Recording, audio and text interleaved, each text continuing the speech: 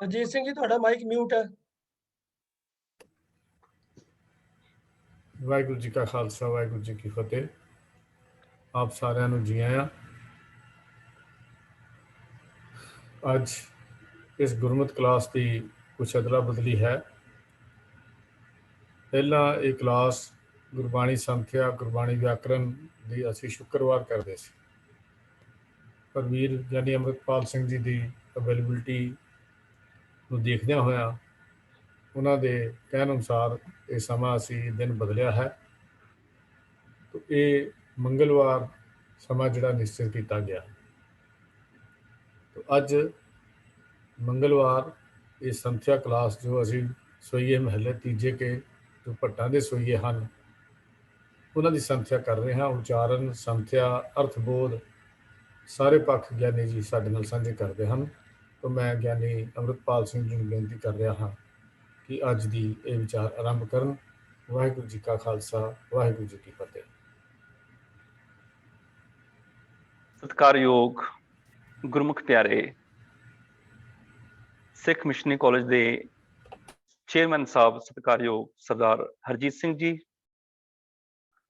ਅਤੇ ਉਹਨਾਂ ਦੇ ਸਹਿਯੋਗੀ ਸਤਿਕਾਰਯੋਗ MP ਸਿੰਘ ਜੀ, ਸਰਦਾਰ ਰਾਜਾ ਸਿੰਘ ਜੀ, ਵਿਦਵਾਨ ਸਤਿਕਾਰਯੋਗ ਗਿਆਨੀ ਜਗੀਰ ਸਿੰਘ ਜੀ, ਬਹੁਤ ਸਾਰੇ ਗੁਰਮੁਖ ਪਿਆਰੇ ਜਿਨ੍ਹਾਂ ਦੇ ਮੈਂ ਨਾਂ ਨਹੀਂ ਜਾਣਦਾ ਔਰ ਬਹੁਤ ਵਿਦਵਾਨ ਹਨ ਇਸ ਕਲਾਸ ਦੇ ਵਿੱਚ, ਅਤੇ ਸਾਰੀ ਹੀ ਸਾਧ ਸੰਗਤ ਨੂੰ, ਸਿੱਖ ਮਿਸ਼ਨਰੀ ਕਾਲਜ ਦੇ ਇਸ ਸਰਕਲ ਨਾਲ ਜੁੜੀ ਹੋਈ ਸਾਰੀ ਸਾਧ ਸੰਗਤ ਨੂੰ ਮੇਰੇ ਵੱਲੋਂ ਬਹੁਤ ਹੀ ਪਿਆਰ ਸਹਿਤ ਵਾਹਿਗੁਰੂ ਜੀ ਕਾ ਖਾਲਸਾ ਵਾਹਿਗੁਰੂ ਜੀ ਕੀ ਫਤਿਹ।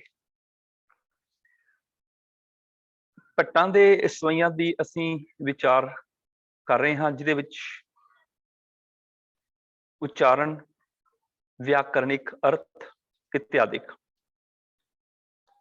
ਭੱਟ ਜਾਲਪ ਜੀ ਦੇ ਸਵਈਆਂ ਦੀ ਅਸੀਂ ਵਿਚਾਰ ਕਰ ਰਹੇ ਸਾਂ, ਜਿਹਦੇ ਵਿੱਚ ਅਸੀਂ ਭੱਟ ਜਾਲਪ ਜੀ ਦੇ ਤੀਸਰੇ ਸਵਈ ਤੋਂ ਵਿਚਾਰ ਆਰੰਭ ਕਰਨ ਜਾ ਰਹੇ ਹਾਂ, ਜਿਹਦੇ ਵਿੱਚ ਉਹਨਾਂ ਨੇ ਸਤਿਗੁਰੂ ਗੁਰੂ ਅਮਰਦਾਸ ਸਾਹਿਬ ਜੀ ਦੀ ਸਿਫਤ ਕੀਤੀ। ਪਰਮਤਾ ਦੇ ਵਿੱਚ ਸਭ ਤੋਂ ਪਹਿਲਾਂ ਇਸ ਸਵਈ ਦਾ ਅਸੀਂ ਪਾਠ ਕਰ ਲਈਏ। ਸਤਨਾਮ ਵਾਹਿਗੁਰੂ ਸਾਹਿਬ ਜੀਓ।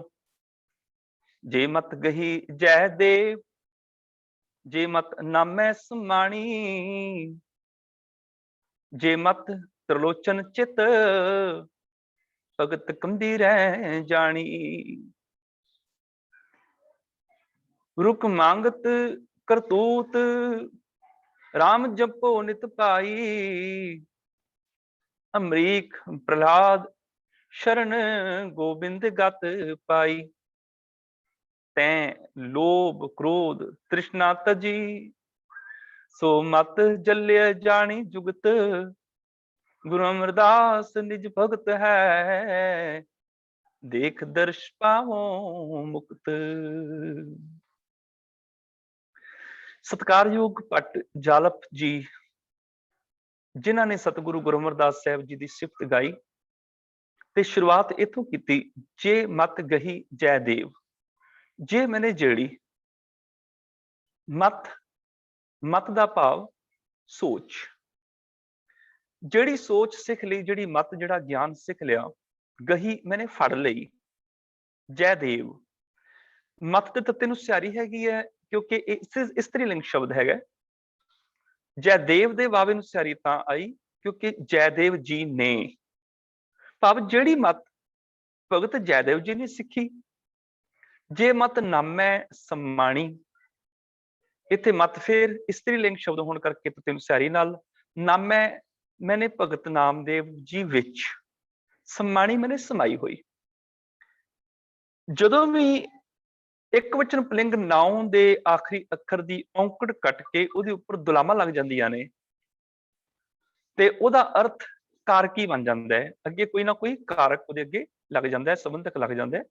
ਅਕਸਰ ਅਸੀਂ ਗੁਰਬਾਣੀ ਦੇ ਵਿੱਚ ਪੜ੍ਹਦੇ ਹੈਗੇ ਹਾਂ, ਇਸ ਤਰ੍ਹਾਂ ਦੇ ਬਹੁਤ ਸਾਰੇ ਸ਼ਬਦ ਨੇ, ਜਿਵੇਂ ਸ਼ੇਖ ਫਰੀਦੈ ਖੈਰ ਦੀਜੈ ਬੰਦਗੀ, ਸ਼ੇਖ ਫਰੀਦ ਨੂੰ, ਜਾਂ ਧੰਨੈ ਸੇਵਿਆ ਬਾਲ ਬੁੱਧ।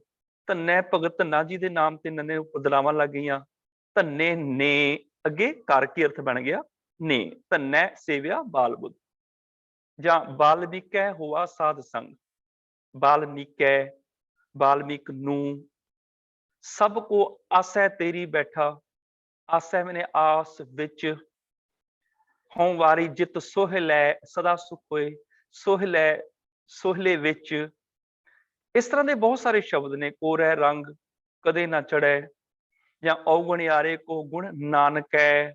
ਸੱਚ ਮਿਲਿਆ ਵਡਿਆਈ। ਨਾਨਕੈ ਮੈਨੇ ਨਾਨਕ ਨੂੰ, ਭਾਵ ਗੁਰੂ ਨਾਨਕ ਸਾਹਿਬ ਜੀ ਨੂੰ। ਜਦੋਂ ਵੀ ਇੱਕ ਵਚਨ ਪੁਲਿੰਗ ਨਾਉਂ ਦੀ ਆਖਰੀ ਔਂਕੜ ਕੱਟ ਕੇ ਉਹਦੀ ਥਾਂ ਦਲਾਵਾਂ ਲੱਗ ਜਾਂਦੀਆਂ ਨੇ, ਉਹਦੇ ਕਾਰਕੀ ਅਰਥ ਬਣ ਜਾਂਦੇ ਨੇ। ਨਾਮੈ ਮੈਨੇ ਨਾਮਦੇਵ ਵਿੱਚ।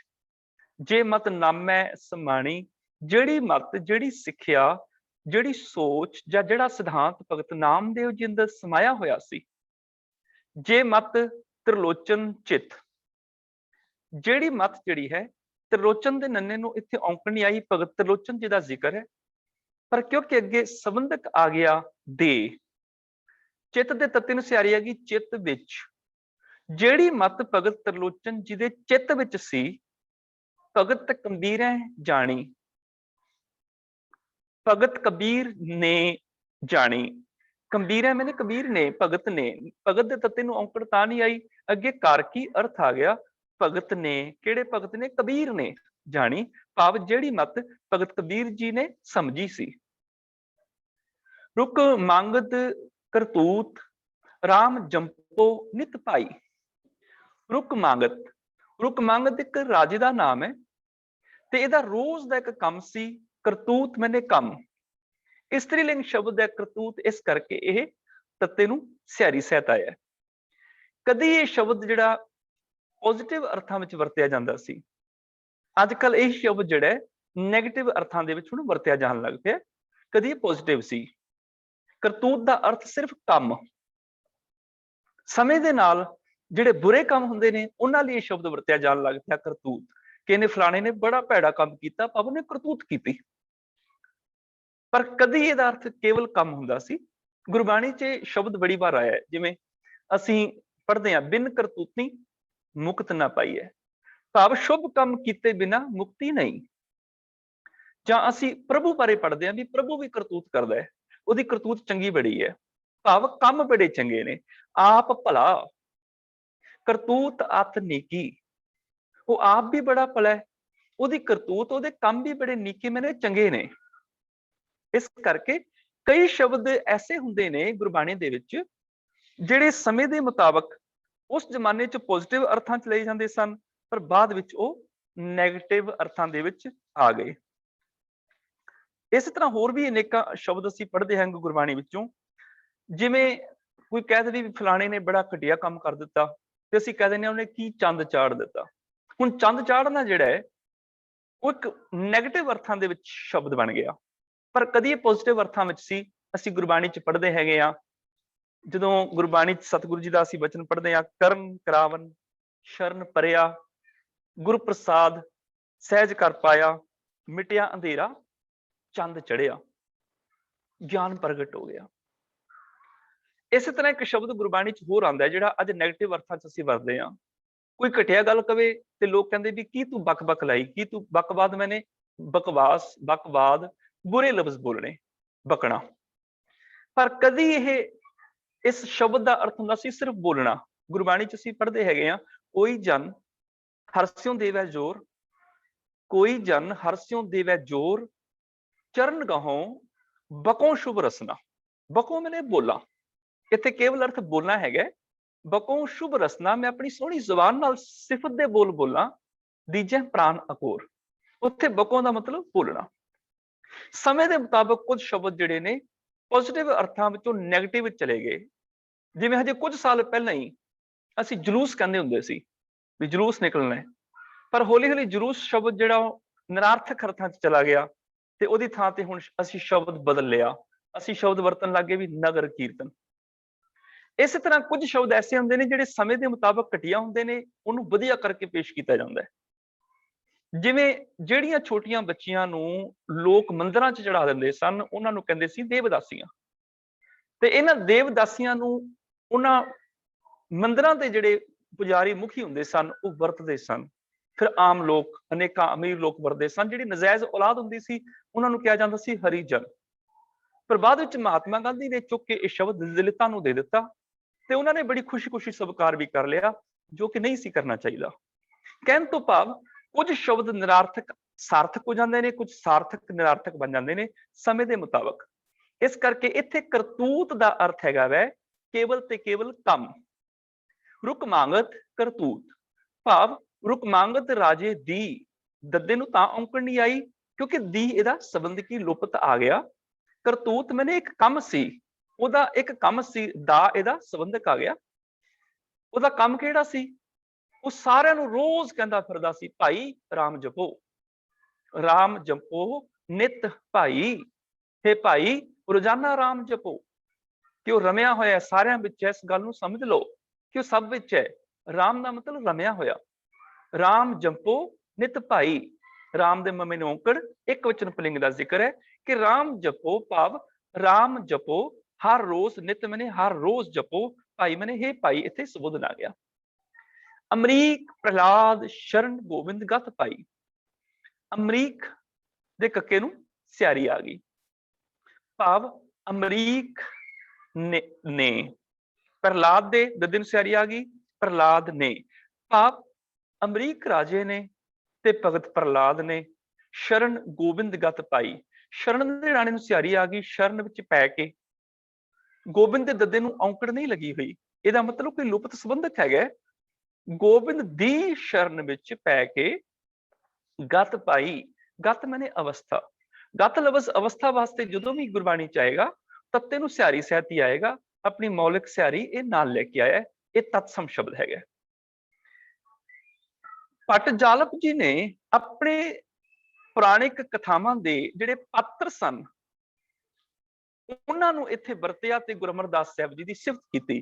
ਭਾਵ ਜਦੋਂ ਮੈਂ ਅਸੀਂ ਆਪਣੇ ਪੁਰਾਣਿਕ ਰਾਜਿਆਂ ਨੂੰ ਦੇਖਦੇ ਹਾਂ ਜਾਂ ਪੁਰਾਣਿਕ ਅਸੀਂ ਆਪਣੇ ਉਸ ਜ਼ਮਾਨੇ ਦੇ ਭਗਤਾਂ ਨੂੰ ਦੇਖਦੇ ਹਾਂ ਜਿਹੜੇ ਪ੍ਰਭੂ ਨਾਲ ਜੁੜੇ ਨੇ, हे ਗੁਰੂ ਅਮਰਦਾਸ ਪਾਤਸ਼ਾਹ ਉਹਨਾਂ ਨੇ ਵੀ ਜਿਹੜੀ ਮੱਤ ਲਈ ਹੈ ਨਾ, ਤੁਹਾਡੇ ਤੋਂ ਮੱਤ ਲਈ ਹੈ। ਭਾਵ ਤੁਹਾਡੀ ਮੱਤ ਸਦਕਾ ਹੀ ਜਿਹੜਾ ਰੁਕਮਾਂਗਤ ਹੈਗਾ ਜਾਂ ਅਮਰੀਕ ਰਾਜਾ ਹੈਗਾ ਉਹ ਦੁਨੀਆ ਨੂੰ ਰੱਬ ਨਾਲ ਜੋੜ ਰਿਹਾ, ਉੱਚੀ ਅਵਸਥਾ ਚ ਬਣੇ ਨੇ। ਜਾਂ ਭਗਤ ਪ੍ਰਹਲਾਦ ਜੀ ਵਰਗੇ, हे ਗੁਰੂ ਅਮਰਦਾਸ ਪਾਤਸ਼ਾਹ ਤੁਹਾਡੀ ਕਿਰਪਾ ਸਦਕਾ।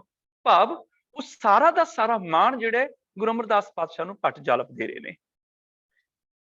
ਭੱਟਾਂ ਨੇ ਜਦੋਂ ਸਿਫਤ ਕੀਤੀ ਤੇ ਸਿਫਤ ਕਰਨ ਦਾ ਤਰੀਕਾ ਪੁਰਾਣਕ ਹੀ ਵਰਤਿਆ। ਜਿਵੇਂ ਆਮ ਤੌਰ ਤੇ ਕਿਸੇ ਦੀ ਸਿਫਤ ਕੀਤੀ ਜਾਂਦੀ ਸੀ ਤੇ ਕਿਹਾ ਜਾਂਦਾ ਸੀ ਦੇਵੀ ਦੇਵਤੇ ਵੀ ਉਹਦੀ ਜੈ ਜੈਕਾਰ ਕਰਦੇ ਨੇ। ਜਦੋਂ ਉਹਦਾ ਜਨਮ ਹੋਇਆ ਉਹਦੇ ਤੇ ਦੇਵੀ ਦੇਵਤਿਆਂ ਨੇ ਫੁੱਲਾਂ ਦੀ ਵਰਖਾ ਕੀਤੀ ਕਿਉਂਕਿ ਉਹਨਾਂ ਦੇ ਮੱਤ ਵਿੱਚ ਇਹ ਮੁਹਾਵਰੇ ਸਨ। ਇਨ ਬਿਨ ਜਦੋਂ ਗੁਰੂ ਅਮਰਦਾਸ ਸਾਹਿਬ ਦੀ ਸਿਫਤ ਕੀਤੀ ਉਹਨਾਂ ਨੇ ਇਹੀ ਮੁਹਾਵਰੇ ਗੁਰੂ ਅਮਰਦਾਸ ਪਾਤਸ਼ਾਹ ਵਾਸਤੇ ਵਰਤੇ ਕਿ ਅਮਰੀਕ ਪ੍ਰਹਲਾਦ ਇਹਨਾਂ ਨੇ ਵੀ ਤੁਹਾਡੇ ਤੋਂ ਹੀ ਸਿੱਖਿਆ ਲਈ, ਉੱਚੀ ਅਵਸਥਾ ਪ੍ਰਾਪਤ ਕੀਤੀ। ਰੁਕਮਾਂਗਤ ਨੇ ਤੁਹਾਡੇ ਕੋਲੋਂ ਸਿੱਖਿਆ ਲਈ। ਅਮਰੀਕ ਪ੍ਰਹਲਾਦ ਸ਼ਰਨ ਗੋਬਿੰਦ ਗਤ ਪਾਈ। ਰਾਜੇ ਅਮਰੀਕ ਨੇ, ਭਗਤ ਪ੍ਰਹਲਾਦ ਨੇ ਗੋਬਿੰਦ ਦੀ ਸ਼ਰਨ ਵਿੱਚ ਪੈ ਕੇ ਉੱਚੀ ਅਵਸਥਾ ਲੱਭੀ। ਤੈਂ ਲੋਭ ਕ੍ਰੋਧ ਤ੍ਰਿਸ਼ਨਾ ਤਜੀ, ਸੋ ਮਤ ਜਲੇ ਜਾਣੀ ਜੁਗਤ। ਗੁਰੂ ਅਮਰਦਾਸ ਨਿਜ ਭਗਤ ਹੈ, ਦੇਖ ਦਰਸ਼ ਪਾਵੋ ਮੁਕਤ। ਤੈਂ ਲੋਭ ਕ੍ਰੋਧ ਤ੍ਰਿਸ਼ਨਾ ਤਜੀ। ਇੱਥੇ ਤੈਂ ਜਿਹੜਾ ਸੰਬੋਧਨ ਰੂਪ ਚ ਆ ਗਿਆ ਗੁਰੂ ਅਮਰਦਾਸ ਪਾਤਸ਼ਾਹ ਵਾਸਤੇ ਕਿ ਤੁਸੀਂ, ਤੈਂ ਭਾਵ ਤੁਸੀਂ ਆਪਣੇ ਜੀਵਨ ਦੇ ਵਿੱਚੋਂ ਵਿਕਾਰਾਂ ਦਾ ਤਿਆਗ ਕਰ ਦਿੱਤਾ, ਆਪਣੇ ਜੀਵਨ ਦੇ ਵਿੱਚੋਂ ਵਿਕਾਰ ਛੱਡ ਦਿੱਤੇ। ਤੈਂ ਭਾਵ ਤੁਸੀਂ, ਲੋਭ ਭੱਬੇ ਨੂੰ ਔਂਕੜ ਨਾਲ ਆ ਗਿਆ, ਇੱਕ ਵਚਨ ਪੁਲਿੰਗ। ਕ੍ਰੋਧ ਧੱਦੇ ਨੂੰ ਔਂਕੜ ਨਾਲ ਆ ਗਿਆ, ਇੱਕ ਵਚਨ ਪੁਲਿੰਗ। ਤ੍ਰਿਸ਼ਨਾ ਇਸਤਰੀ ਲਿੰਗ ਵੈਸੀ ਹੈ। ਤਜੀ ਇਸ ਕਰਕੇ ਉਹਦੇ ਲਈ ਤਜੀ ਕਿਰਿਆ ਆ ਗਈ, ਛੱਡ ਦਿੱਤੀ। ਤੁਸੀਂ ਲੋਭ ਤਿਆਗ ਦਿੱਤਾ, ਕ੍ਰੋਧ ਛੱਡ ਦਿੱਤਾ, ਤ੍ਰਿਸ਼ਨਾ ਛੱਡ ਦਿੱਤੀ। ਸੋ ਮਤ ਜਲੇ ਜਾਣੀ ਜੁਗਤ। ਸੋ ਮਤ ਜਾਣੀ ਜੁਗਤ। ਪ੍ਰੋਫੈਸਰ ਸਾਹਿਬ ਸਿੰਘ ਨੇ ਇਸ ਤਰ੍ਹਾਂ ਇਹਦੇ ਅਰਥ ਕੀਤੇ ਨੇ ਕਿ ਉਸ ਮਤ ਦੀ ਜੁਗਤੀ ਜਾਣੀ, ਉਹ ਵਾਲੀ ਮਤ ਜਿਹੜੀ ਭਗਤ ਜੈਦੇਵ ਜੀ ਨੂੰ ਮਿਲੀ, ਜਿਹੜੇ ਭਗਤ ਨਾਮਦੇਵ ਜੀ ਨੂੰ ਮਿਲੀ, ਜਿਹੜੀ ਤਰਲੋਚਨ ਜੀ ਕਬੀਰ ਜੀ ਨੂੰ ਮਿਲੀ, ਉਹ ਮਤ ਤੁਸੀਂ ਵੀ ਜਾਣੀ। ਇਸ ਕਰਕੇ ਸੋ ਮਤ ਜਲੇ ਇੱਥੇ ਸੰਬੋਧਨ ਆ ਗਿਆ, ਹੈ ਜਾਲਪ ਆਖ ਕਿ ਉਹ ਵਾਲੀ ਜਿਹੜੀ ਮਤ ਹੈਗੀ ਹੈ ਜਾਣੀ ਜੁਗਤ। ਜੁਗਤ ਤੱਤੇ ਦੀ ਸਿਆਰੀ, ਮੌਲਿਕ ਸਿਆਰੀ ਨਾਲ ਹੀ ਆਉਂਦੀ ਹਮੇਸ਼ਾ, ਤੇ ਜਾਣੀ ਦਾ ਭਾਵ ਜਾਣ ਲਈ। ਕਿ ਉਸ ਮਤ ਦੀ ਜੁਗਤੀ ਨੂੰ ਤੁਸੀਂ ਵੀ ਜਾਣ ਲਿਆ ਵੀ ਉਹ ਮਤ ਕਿਵੇਂ ਮਿਲਦੀ ਹੈਗੀ ਹੈ। ਤੁਸੀਂ ਉਸ ਮਤ ਦੀ ਜੁਗਤੀ ਜਾਣ ਲਈ ਕਿ ਲੋਭ, ਕ੍ਰੋਧ ਤੇ ਤ੍ਰਿਸ਼ਨਾ ਦਾ ਤਿਆਗ ਤੁਸੀਂ ਕਰ ਦਿੱਤਾ। ਇੱਥੇ ਮੈਂ ਇੱਕ ਥੋੜੀ ਜਾਣਕਾਰੀ ਦੇ ਦਿਆਂ, ਵੈਸੇ ਤਾਂ ਬਹੁਤ ਖੋਜ ਦੀ ਲੋੜ ਹੈ। ਹੱਥ ਲਿਖਤ ਬੀੜਾਂ ਵਿੱਚ ਜਲ ਦੇ ਲੱਲੇ ਨੂੰ ਸਿਹਾਰੀ ਆਈ ਹੈ, ਪੈਰ ਵਿੱਚ ਜਈਆ ਨਹੀਂ ਹੈ। ਜਲ ਦੇ ਲੱਲੇ ਨੂੰ ਸਿਹਾਰੀ ਭਾਵ ਸੋ ਮਤ ਜਾਣੀ ਜੁਗਤ, ਕਿ ਜਲ ਨੇ, ਭੱਟ ਜਲ ਨੇ ਵੀ ਜੁਗਤ ਦੇ ਰਾਹੀਂ, ਗੁਰੂ ਦੀ ਦੱਸੀ ਜੁਗਤ ਦੇ ਰਾਹੀਂ ਉਸ ਮਤ ਨੂੰ ਜਾਣ ਲਿਆ। ਇਸੇ ਕਰਕੇ ਮੁਕਤ ਹੋ ਗਿਆ। ਗੁਰੂ ਅਮਰਦਾਸ ਨਿਜ ਭਗਤ ਹੈ, ਦੇਖ ਦਰਸ਼ ਪਾਮੋ ਮੁਕਤ, ਕਿ ਉਹਨਾਂ ਦੇ ਦਰਸ਼ਨ ਕਰਕੇ ਮੈਂ ਵੀ ਮੁਕਤੀ ਨੂੰ ਪ੍ਰਾਪਤ ਕਰ ਲਿਆ ਹੈ। ਹੱਥ ਲਿਖਤ ਬੀੜਾਂ ਦੇ ਵਿੱਚ ਉੱਤੇ ਜਲ ਦੇ ਲੱਲੇ ਨੂੰ ਸਿਹਾਰੀ ਮਿਲਦੀ ਹੈਗੀ ਹੈ। ਪ੍ਰਿੰਟਡ ਬੀੜਾਂ ਵਿੱਚ ਜਾਜਾ ਲੱਲਾ ਤੇ ਅੱਧਾ ਪਈਆ ਪੈਰ ਵਿੱਚ ਹੈ। ਤੇ ਇੱਥੇ ਅਰਥ ਇਹਦਾ ਬਣ ਜਾਣਗੇ, ਹੇ ਜਲ ਆਖ, ਹੇ ਭੱਟ ਜਾਲਪ ਤੂੰ ਕਹਿ, ਸੋ ਮਤ ਜਾਣੀ ਜੁਗਤ। ਜੁਗਤੀ ਦੇ ਨਾਲ ਗੁਰੂ ਅਮਰਦਾਸ ਪਾਤਸ਼ਾਹ ਤੁਸੀਂ ਵੀ ਉਹ ਮਤ ਜਾਣ ਲਈ ਗੁਰੂ ਅਮਰਦਾਸ ਨਿਜ ਭਗਤ ਹੈ। ਗੁਰੂ ਅਮਰਦਾਸ ਪਾਤਸ਼ਾਹ ਪ੍ਰਭੂ ਦੇ ਖਾਸ ਭਗਤ ਨੇ। ਨਿਜ, ਨਿਜ ਮੈਨੇ ਨਿੱਜੀ, ਆਪਣਾ, ਪਰਸਨਲ, ਜਿਹੜਾ ਖਾਸ ਹੋਵੇ ਉਹਨੂੰ ਨਿਜ ਕਹਿੰਦੇ ਨੇ। ਜਿਵੇਂ ਨਿਜਵਾਚਕ ਨਾਉਂ ਨੂੰ ਅਸੀਂ ਖਾਸਵਾਚਕ ਵੀ ਕਹਿ ਦਿੰਦੇ ਹਾਂ। ਨਿੱਜੀ ਜਿਹੜਾ ਆਪਣੇ, ਭਾਵ ਜਿਹੜਾ ਮੇਰੇ ਲਈ ਬਿਲਕੁਲ ਖਾਸ ਹੈ। ਔਰ ਇਹ ਸ਼ਬਦ ਗੁਰਬਾਣੀ ਚ ਬਹੁਤ ਥਾਵਾਂ ਤੇ ਵਰਤਿਆ ਹੋਇਆ ਹੈ ਸਤਿਗੁਰੂ ਪਾਤਸ਼ਾਹ ਜੀ ਨੇ। ਇੱਥੋਂ ਤੱਕ ਗੁਰੂ ਤੇਗ ਬਹਾਦਰ ਪਾਤਸ਼ਾਹ ਨੇ ਸ਼ਬਦ ਵਰਤਿਆ ਸੀ ਕਿ ਮੈਂ ਦੁਨੀਆ ਨੂੰ ਜਾਣਿਆ ਸੀ, ਮੇਰੀ ਆਪਣੀ ਹੈ ਦੁਨੀਆ, ਇਹ ਲੋਕ ਮੇਰੇ ਆਪਣੇ ਨੇ। ਜਦੋਂ ਪਰਖਿਆ ਨਤੀਜਾ ਨਿਕਲਿਆ ਵੀ ਕੋਈ ਵੀ ਆਪਣਾ ਨਹੀਂ। ਨਿਜ ਕਰ ਦੇਖਿਓ ਜਗਤ ਮੈਂ, ਜਗਤ ਨੂੰ ਨਿੱਜੀ ਬਣਾ ਕੇ ਦੇਖਿਆ, ਮੇਰਾ ਨਿੱਜੀ ਹੈ, ਆਪਣਾ ਹੈ। ਨਤੀਜਾ ਕੀ ਨਿਕਲਿਆ? ਉਹ ਕਾਹੂ ਕੋ ਨਾ ਹੈ, ਇੱਥੇ ਕੋਈ ਕਿਸੇ ਦਾ ਨਹੀਂ ਹੈ।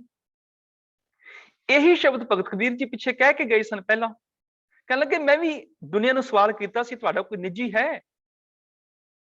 ਢੋਲ ਵਜਾ ਕੇ ਲੋਕਾਂ ਨੂੰ ਇਕੱਠਿਆਂ ਕਰਕੇ ਸਵਾਲ ਕੀਤਾ, ਤੁਹਾਡਾ ਕੋਈ ਖਾਸ ਹੈ? ਹਰ ਇੱਕ ਨੇ ਕਿਹਾ ਹਾਂ ਆ ਮੇਰਾ ਖਾਸ ਹੈ, ਮੇਰਾ ਪੁੱਤਰ ਮੇਰਾ ਖਾਸ, ਮੇਰੀ ਮਾਂ ਮੇਰਾ ਖਾਸ। ਤੇ ਜਦੋਂ ਪੁੱਛਿਆ ਵੀ ਇਹਦੀ ਮੌਤ ਦੀ ਥਾਂ ਤੁਸੀਂ ਮਰੋਗੇ, ਤੇ ਲੋਕ ਆਖਦੇ ਨੇ ਭੋਲੇ ਕਬੀਰ ਕੌਣ ਕਿਸੇ ਦੀ ਖਾਤਰ ਮਰਦਾ ਹੈ? ਹਰ ਇੱਕ ਨੇ ਆਪੋ ਆਪਣੇ ਸਮੇਂ ਤੇ ਜਾਣਿਆ ਸੀ, ਕਿਉਂ ਮਰੀਏ ਕਿਸੇ ਦੀ ਖਾਤਰ? ਭਗਤ ਕਬੀਰ ਕਹਿਣ ਲੱਗੇ ਮੈਂ ਠੋਕ ਵਜਾ ਕੇ ਦੇਖ ਲਿਆ, ਕੋਈ ਕਿਸੇ ਦਾ ਨਿੱਜੀ ਨਹੀਂ ਹੈ। ਕਬੀਰ ਸਭ ਜਗ ਹੋਂ ਫਿਰਿਓ, ਮੰਦਲ ਕੰਧ ਚੜਾਏ, ਕੋਈ ਕਾਹੂ ਕੋ ਨਹੀਂ, ਸਭ ਦੇਖੀ ਠੋਕ ਵਜਾਏ, ਤੇ ਕੋਈ ਕਿਸੇ ਦਾ ਨਹੀਂ। ਨਿਜ ਕਰ ਦੇਖਿਓ ਜਗਤ ਮੈਂ, ਕੋ ਕਾਹੂ ਕੋ ਨਾ ਹੈ। ਜਿਹੜਾ ਸਮਝਦਾ ਸੀ ਧਨ ਮੇਰਾ ਨਿੱਜੀ ਹੈ, ਪਰਿਵਾਰ ਨਿੱਜੀ ਹੈ, ਪਤਨੀ ਨਿੱਜੀ ਹੈ, ਉਹ ਨਿੱਜੀ ਨਹੀਂ ਰਹੇ। ਜਿਨ੍ਹਾਂ ਨੂੰ ਆਪਣਾ ਸਮਝਿਆ ਸੀ ਕਿ ਇਹ ਮੇਰੇ ਸਾਰੇ ਆਪਣੇ ਨੇ, ਤੇ ਉਹ ਨਤੀਜਾ ਕੀ ਨਿਕਲਿਆ? ਉਹ ਸਾਰੇ ਪਰਾਏ ਨਿਕਲੇ। ਮੈਂ ਰੱਬ ਨੂੰ ਪਰਾਇਆ ਸਮਝਦਾ ਸੀ, ਕਾਮਣ ਦੇ ਕਾਮ ਲੁਭਾਇਆ, ਸੁਤ ਕੰਚਨ ਸਿਉ ਹੇਤ ਵਧਾਇਆ, ਸਭ ਕੁਛ ਆਪਣਾ ਇੱਕ ਰਾਮ ਪਰਾਇਆ। ਹੁਣ ਸਮਝ ਪਈ ਅਬ ਮੋਹ ਰਾਮ ਆਪਣਾ ਕਰ ਜਾਣਿਆ, ਇਹ ਆਪਣਾ ਮੈਂ, ਭਾਵ ਨਿੱਜੀ ਖਾਸ। ਗੁਰ ਅਮਰਦਾਸ ਨਿਜ ਭਗਤ ਹੈ, ਭਾਵ ਭਗਤ ਤੇ ਰੱਬ ਤੇ ਅਨੇਕਾਂ ਨੇ, ਬਹੁਤ ਨੇ, ਪਰ ਇਹਨਾਂ ਸਾਰਿਆਂ ਭਗਤਾਂ ਵਿੱਚੋਂ ਜਿਹੜਾ ਖਾਸ ਭਗਤ ਹੈ ਤੇ ਗੁਰੂ ਅਮਰਦਾਸ ਪਾਤਸ਼ਾਹ, ਉਹ ਤੁਸੀਂ ਹੋ। ਖਾਸ ਭਗਤ ਤੁਸੀਂ ਹੋ। ਇਸ ਕਰਕੇ ਗੁਰੂ ਰਾਮਦਾਸ ਪਾਤਸ਼ਾਹ ਜੀ ਨੇ ਵੀ ਇਹ ਸ਼ਬਦ ਵਰਤਿਆ ਕਿ ਰੱਬ ਦੇ ਭਗਤ ਬੜੇ ਨੇ। ਇਹਨੇ ਭਗਤ ਨੇ ਕਿ ਕੋਈ ਸਿਫਤ ਕਰ ਰਿਹਾ ਹੈ, ਕੋਈ ਪੂਜਾ ਕਰ ਰਿਹਾ ਹੈ, ਕੋਈ ਰੱਬ ਦੇ ਲਈ ਤਪ ਕਰ ਰਿਹਾ ਹੈ, ਕੋਈ ਜਪ ਕਰ ਰਿਹਾ ਹੈ, ਕੋਈ ਗ੍ਰੰਥਾਂ ਨੂੰ ਪੜ੍ਹੀ ਚਲਾ ਜਾ ਰਿਹਾ ਹੈ। ਬਹੁਤ ਨੇ, ਇੰਨੇ ਹੈਗੇ ਨੇ ਕਿ ਤੇਰੇ ਭਗਤ ਸਲਾਹਨ ਤੁਧ ਜੀ ਹਰ ਅਨੇਕ ਅਨੇਕ ਅਨੰਤਾ, ਤੇਰੀ ਅਨੇਕ ਕਰੇ ਹਰ ਪੂਜਾ ਜੀ, ਤਪ ਤਾਪੈ ਜਪੈ ਵਿਅੰਤਾ, ਤੇਰੇ ਅਨੇਕ ਪੜ੍ਹੈ ਬਹੁਤ ਸਿਮਰਤ ਸ਼ਾਸਤ ਜੀ, ਕਰ ਕਿਰਿਆ ਖਟ ਕਰਮ ਕਰੰਤਾ। ਪਰ ਉਹ ਪ੍ਰਵਾਨੇ ਸੇ ਭਗਤ ਭਲੇ, ਜਨ ਨਾਨਕ ਜੀ ਜੋ ਭਾਵੇਂ ਮੇਰੇ ਹਰ ਭਗਵੰਤਾ। ਭਗਤ ਪਰ ਉਹ ਪ੍ਰਵਾਨੇ ਜਿਹੜੇ ਰੱਬ ਨੂੰ ਭਾ ਜਾਂਦੇ ਨੇ, ਉਹ ਉਸ ਪ੍ਰਭੂ ਦੇ ਖਾਸ ਭਗਤ ਹੋ ਜਾਂਦੇ ਨੇ। ਜਿਵੇਂ ਮੰਨੋ ਅਸੀਂ ਘਰ ਵਿਆਹ ਰੱਖਿਆ ਹੋਵੇ ਤੇ ਅਸੀਂ ਸੱਦਾ ਦਿੰਦੇ ਹਾਂ ਵੀ ਇੰਨੀ ਤਰੀਕ ਨੂੰ ਵਿਆਹ ਲੋਕੀ ਪਹੁੰਚ ਜਾਣ, ਪਰ 2-4 ਐਸੇ ਵੀ ਸੱਜਣ ਹੁੰਦੇ ਨੇ ਜਿਨ੍ਹਾਂ ਨੂੰ ਕਹਿੰਦੇ ਵੀ 10 ਦਿਨ ਪਹਿਲਾਂ ਆ ਜਾਇਓ, 5 ਦਿਨ ਪਹਿਲਾਂ ਆ ਜਾਇਓ, ਸਾਡੇ ਨਾਲ ਕੰਮ ਕਰਾਇਓ। ਵਿਆਹ ਦੇ ਸਮੇਂ ਬਰਾਤ ਦੀ ਸੇਵਾ ਕਰਦੇ ਨੇ, ਉਹ ਹੋਰ ਲੋਕਾਂ ਦੀ ਸੇਵਾ ਕਰਦੇ ਨੇ, ਤੇ ਪਰਿਵਾਰ ਵਾਲੇ ਕਹਿੰਦੇ ਨੇ ਵੀ ਤੁਸੀਂ ਖਾਣਾ ਨਾ ਖਾਇਓ, ਪਹਿਲਾਂ ਸਾਰਿਆਂ ਨੂੰ ਭੁਗਤਾ ਦੇਈਏ, ਆਪਾਂ ਬਾਅਦ ਚੋਂ ਇਕੱਠੇ ਖਾਵਾਂਗੇ। ਭਾਵ ਸੱਜਣ ਮਿੱਤਰ ਬਹੁਤ ਨੇ, ਪਰ ਖਾਸ ਉਹ ਨੇ ਜਿਹੜੇ ਪਰਿਵਾਰ ਵਾਲੇ ਜਿਨ੍ਹਾਂ ਨੂੰ ਆਪਣਾ ਸਮਝਦੇ ਨੇ ਕਿ ਇਹ ਸਾਡੇ 4 ਮਿੱਤਰ ਆਪਣੇ ਨੇ। ਇਸੇ ਤਰ੍ਹਾਂ ਪ੍ਰਭੂ ਦੇ ਭਗਤ ਬੜੇ ਨੇ, ਪਰ ਪ੍ਰਭੂ ਦਾ ਖਾਸ ਨਿੱਜੀ ਭਗਤ ਜਿਹੜਾ ਹੈ ਇਹ ਗੁਰੂ ਅਮਰਦਾਸ ਪਾਤਸ਼ਾਹ ਤੁਸੀਂ ਹੋ। ਗੁਰੂ ਅਮਰਦਾਸ ਨਿਜ ਭਗਤ ਹੈ, ਦੇਖ ਦਰਸ ਪਾਵੋ ਮੁਕਤ। ਭੱਟ ਜਾਲਪ ਜੀ ਆਖਦੇ ਨੇ ਕਿ ਮੈਂ ਉਹਨਾਂ ਦਾ ਦਰਸ਼ਨ ਦੇਖ ਕੇ ਵਿਕਾਰਾਂ ਤੋਂ ਮੁਕਤੀ ਲੈ ਲੈਣਾ ਵਾਂ। ਦੇਖ ਕੇ ਖੱਖੇ ਨੂੰ ਸਿਹਾਰੀ ਆ ਗਈ, ਦੇਖ ਕੇ ਦਰਸ ਇੱਕ ਵਚਨ ਪੁਲਿੰਗ ਦਰਸ਼ਨ ਭਾਵ ਗੁਰੂ ਅਮਰਦਾਸ ਪਾਤਸ਼ਾਹ ਜੀ ਦਾ ਦਰਸ਼ਨ ਦੇਖ ਕੇ ਉਹਨਾਂ ਦੇ ਦੀਦਾਰ ਕਰਕੇ ਪਾਵੋ ਮੁਕਤ, ਪਾਵੋ ਭਾਵ ਮੈਂ ਪਾਉਂਦਾ ਹਾਂ। ਇੱਥੇ ਉੱਤਮ ਪੁਰਖ ਵਾਸਤੇ ਕਿਰਿਆ ਹੈਗੀ ਹੈ। ਮੁਕਤ ਦੇ ਤੱਤੇ ਨੂੰ ਸਿਹਾਰੀ ਜਿਹੜੀ ਹਮੇਸ਼ਾ ਆਏਗੀ, ਇੱਥੇ ਜਦੋਂ ਆਏਗੀ ਮੁਕਤੀ ਦੇ ਰੂਪ ਦੇ ਵਿੱਚ ਕਿ ਮੈਂ ਮੁਕਤੀ ਪ੍ਰਾਪਤ ਕਰਦਾ ਹਾਂ। ਦੇਖ ਦਰਸ ਪਾਵੋ ਮੁਕਤ, ਇੱਥੇ ਦਰਸ਼ਨ ਦੀ ਗੱਲ ਹੈਗੀ ਆ, ਦੇਖਣ ਦੀ ਨਹੀਂ। ਗੁਰੂ ਦੇ ਦਰਸ਼ਨ ਕਿਵੇਂ ਨੇ? ਗੁਰੂ ਦੇ ਦਰਸ਼ਨ ਨੇ ਗੁਰੂ ਦੇ ਹੁਕਮ ਨੂੰ ਮੰਨ ਕੇ ਮੈਂ ਮੁਕਤੀ ਪ੍ਰਾਪਤ ਕਰ ਲੈਂਦਾ ਹਾਂ। ਤੇ ਮੁਕਤੀ ਵੀ ਸਨਾਤਨ ਮਤ ਵਾਲੀ ਨਹੀਂ ਕਿ ਮਰਨ ਤੋਂ ਬਾਅਦ, ਭਾਵ ਜਿਉਂਦੇ ਜੀ ਮੈਂ ਮੁਕਤ ਹੋ ਜਾਣਾ, ਮੈਨੂੰ ਜੀਵਨ ਮੁਕਤ ਮਿਲ ਜਾਂਦੀ ਹੈ। ਇਸ ਤੋਂ ਅਗਲਾ ਸਵਈਆ ਗੁਰੂ ਅਮਰਦਾਸ ਪਰਸੀਐ ਪਹੁਮ ਪਾਤਿਕ ਬਿਨਾਸੈ। ਗੁਰੂ ਅਮਰਦਾਸ ਪਰਸੀਐ ਸਿੱਧ ਸਾਧਿਕ ਆਸਾਸੈ। ਗੁਰੂ ਅਮਰਦਾਸ, ਅਮਰਦਾਸ ਦੇ ਸੱਸੇ ਨੂੰ ਔਂਕੜ ਹੈ, ਭਾਵ ਇੱਕ ਵਚਨ ਪੁਲਿੰਗ 9 ਗੁਰੂ ਅਮਰਦਾਸ ਸਾਹਿਬ ਜੀ ਦਾ ਜ਼ਿਕਰ ਹੈ। ਅੱਗੇ ਉਹਨਾਂ ਦਾ ਵਿਸ਼ੇਸ਼ਣ ਗੁਰਬੀਰ ਆਰੇ ਨੂੰ ਔਂਕੜ ਸਹਿਤ ਆਇਆ, ਭਾਵ ਗੁਰੂ ਅਮਰਦਾਸ ਸਾਹਿਬ ਜੀ ਨੂੰ ਪਰਸੀਐ, ਪਰਸੀਐ ਮੈਨੇ ਪਰਸ ਲਈਏ, ਛੋ ਲਈਏ। ਤੇ ਕੀ ਹੋਏਗਾ ਜੀ? ਪਹੁਮ ਪਾਤਿਕ ਬਿਨਾਸੈ। ਪਹੁਮ ਦੇ ਮੰਮੇ ਨੂੰ ਸਿਹਾਰੀ ਆ ਗਈ। ਇਹ ਮੰਮੇ ਦੀ ਸਿਹਾਰੀ ਵਾਲਾ ਪਹੁਮ ਜਿਹੜਾ ਆਪਣੀ ਮੌਲਿਕ ਸਿਹਾਰੀ ਨਾਲ ਲੈ ਕੇ ਆਇਆ। ਇਹਦਾ ਮੂਲ ਜਿਹੜਾ ਰੂਟ ਵਾਲਾ ਸ਼ਬਦ ਹੈ ਉਹ ਹੈ ਭੂਮੀ। ਭੱਬਾ ਜਿਹੜਾ ਉਹ ਪੱਪਾ ਤੇ ਹਾਹਾ ਬਣ ਗਿਆ ਇੱਥੇ, ਤੇ ਪਹੁਮ ਬਣ ਗਿਆ। ਤੇ ਜਦੋਂ ਉਹਨੂੰ ਹਿੰਦੀ ਚ ਲਿਖਾਂਗੇ ਤੇ ਹਿੰਦੀ ਚ ਭ ਨੂੰ ਛੋਟੇ ਊ ਕੀ ਮਾਤਰਾ ਔਰ ਮ ਕੋ ਛੋਟੀ ਈ ਕੀ ਮਾਤਰਾ, ਭੂਮੀ। ਤੇ ਭੂਮੀ ਵਾਲੀ ਜਿਹੜੀ ਸਿਹਾਰੀ ਹੈ, ਮੌਲਿਕ ਸਿਹਾਰੀ ਇਸਤਰੀ ਲਿੰਗ ਦੀ ਤਤਸਮ ਸ਼ਬਦ ਦੀ, ਉਹ ਇੱਥੇ ਨਾਲ ਹੀ ਆ ਗਈ ਪਹੁਮ, ਭਾਵ ਪ੍ਰithvi, ਭੂਮੀ। ਪਾਤਿਕ ਬਿਨਾਸੇ, ਪਾਤਿਕ ਮੈਨੇ ਭਾਵ ਤਾਪ, ਬਿਨਾਸੇ ਮੈਨੇ ਨਾਸ਼ ਹੋ ਜਾਂਦੇ ਹਨ। ਗੁਰੂ ਅਮਰਦਾਸ ਨੂੰ ਪਰਸਨ ਨਾਲ, ਗੁਰੂ ਅਮਰਦਾਸ ਪਰਸਨ ਨਾਲ, ਛੂਹਣ ਨਾਲ, ਗੁਰੂ ਅਮਰਦਾਸ ਨਾਲ ਸਾਂਝ ਪਾਉਣ ਦੇ ਨਾਲ ਧਰਤੀ ਦੇ ਪਾਪ ਦੂਰ ਹੋ ਜਾਂਦੇ ਨੇ। ਗੁਰੂ ਅਮਰਦਾਸ ਪਰਸੀਏ ਭਾਵ ਗੁਰੂ ਅਮਰਦਾਸ ਛੋਹਣਾ ਚਾਹੀਦਾ ਹੈ, ਪਰਸਣਾ ਚਾਹੀਦਾ ਹੈ। ਕੀ ਹੋਏਗਾ? ਸਿੱਧ ਸਾਧਕ ਆਸਾਸੈ, ਕਿ ਸਿੱਧ ਤੇ ਸਾਧਕ ਵੀ ਉਹਨਾਂ ਨੂੰ ਲੋਚਦੇ ਹਨ। ਸਿੱਧ ਵੀ ਬਹੁਤੇ ਨੇ, ਤੱਦੇ ਨੂੰ ਔਂਕੜ ਨਹੀਂ ਆਈ। ਜਿਹੜੇ ਪੁੱਗ ਚੁੱਕੇ ਨੇ ਉਹ ਸਿੱਧ, ਸਾਧਕ ਮੈਨੇ ਜਿਹੜੇ ਜੇ ਸਾਧਨਾ ਕਰ ਰਹੇ ਨੇ ਪੁੱਗੇ ਨਹੀਂ ਹਨ। ਇਸ ਕਰਕੇ ਸਾਧਕ ਤੇ ਕੱਕੇ ਨੂੰ ਔਂਕੜ ਤਾਂ ਨਹੀਂ ਆਈ। ਇਹ ਬਹੁਵਚਨ ਸ਼ਬਦ ਹੈ। ਅਨੇਕਾਂ ਸਿੱਧ, ਅਨੇਕਾਂ ਸਾਧਕ ਆਸਾਸੈ ਮੈਨੇ ਲੋਚਦੇ ਨੇ ਕਿ ਗੁਰੂ ਅਮਰਦਾਸ ਨੂੰ ਛੋਹ ਲਈਏ, ਪਰਸ ਲਈਏ, ਭਾਵ ਗੁਰੂ ਅਮਰਦਾਸ ਪਾਤਸ਼ਾਹ ਦੇ ਉਪਦੇਸ਼ ਨੂੰ ਸਮਝ ਲਈਏ।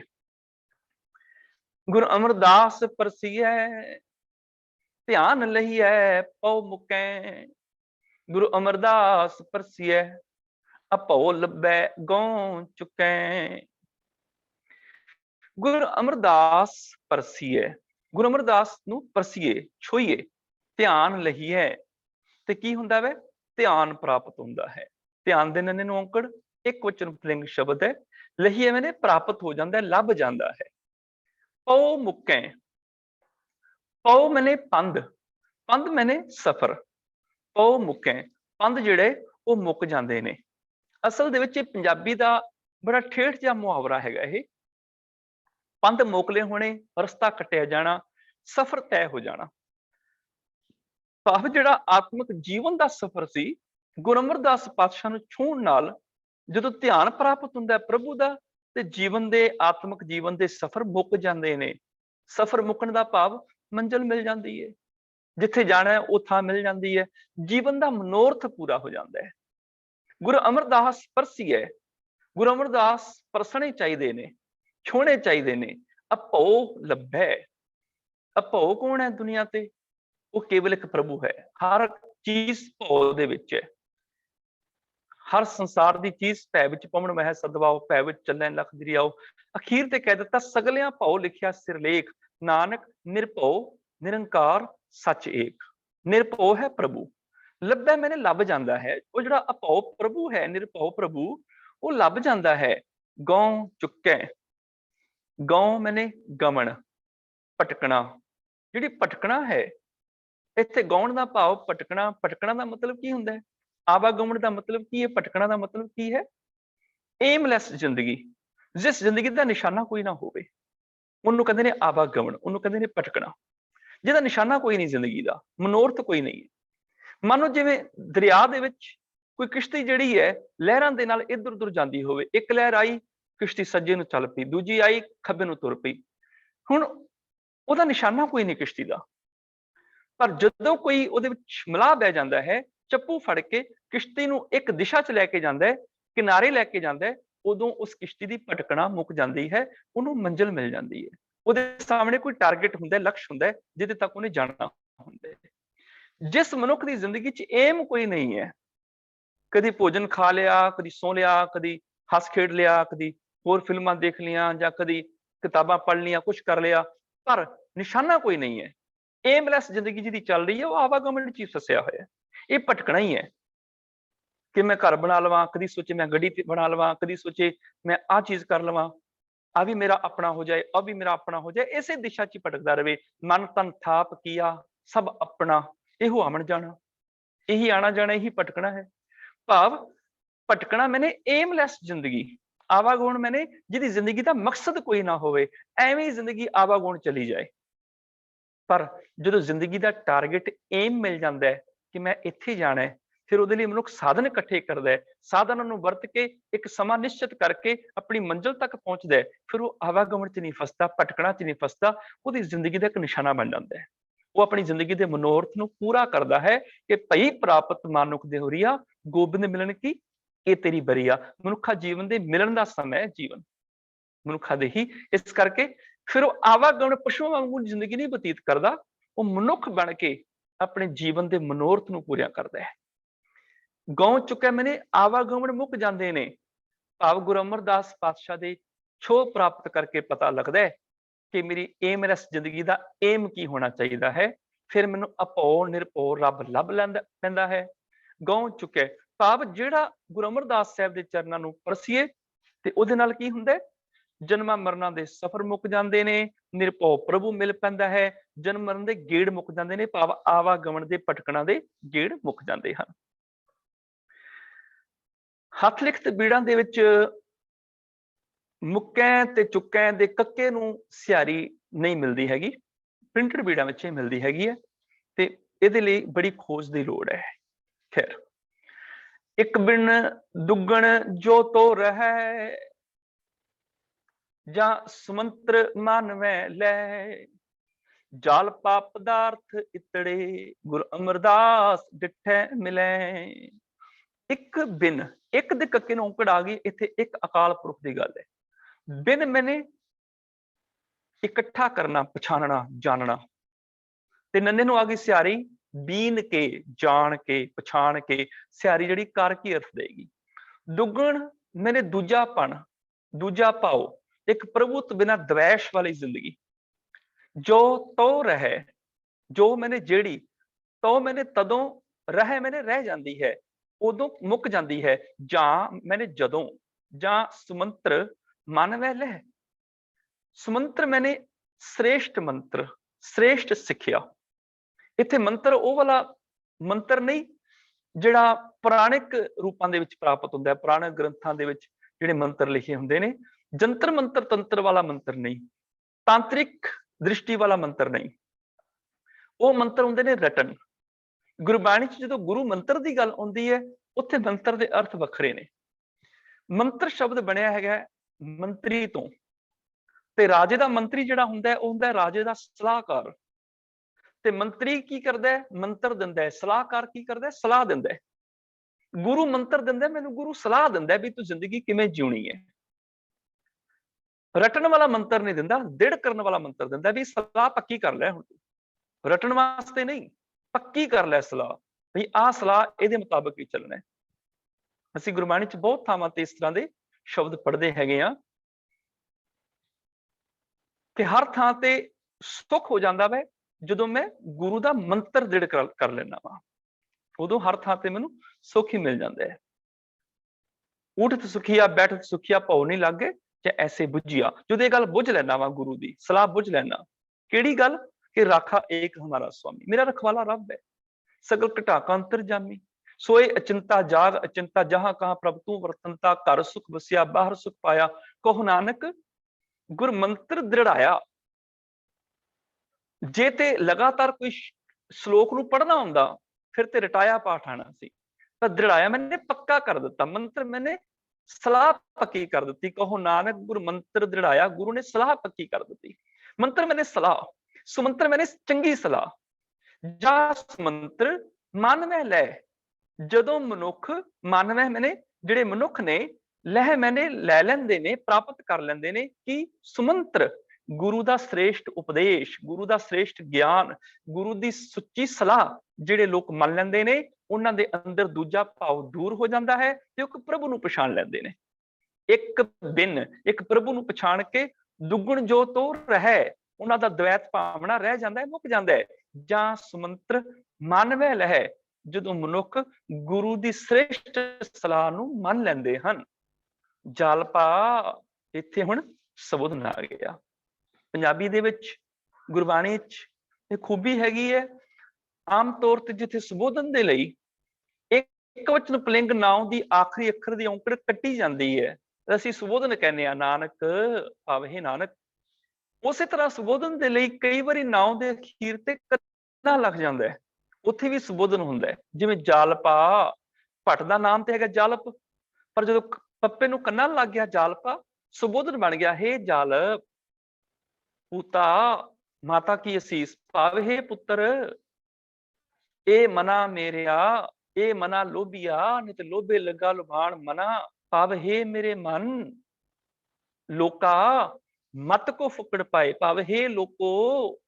ਜਦੋਂ ਸੰਬੋਧਨ ਆ ਜਾਂਦੇ ਉਦੋਂ ਆਖਰੀ ਅੱਖਰ ਪੁਲਿੰਗ ਨਾਉ ਦੇ ਕੰਨਾਂ ਲੱਗ ਜਾਂਦਾ। ਜਾਲਪਾ ਮੈਨੇ ਇਹ ਜਾਲਪ ਪਦਾਰਥ ਇਤੜੇ, ਪਦਾਰਥ ਦੇ ਥੱਥੇ ਨੂੰ ਔਂਕੜ ਨਹੀਂ ਆਈ, ਮੈਨੇ ਬਹੁਤੇ ਪਦਾਰਥ, ਇਤੜੇ ਮੈਨੇ ਇੰਨੇ, ਇੰਨੇ ਪਦਾਰਥ ਪ੍ਰਾਪਤ ਹੋ ਜਾਂਦੇ ਨੇ। ਕਿੰਨੇ?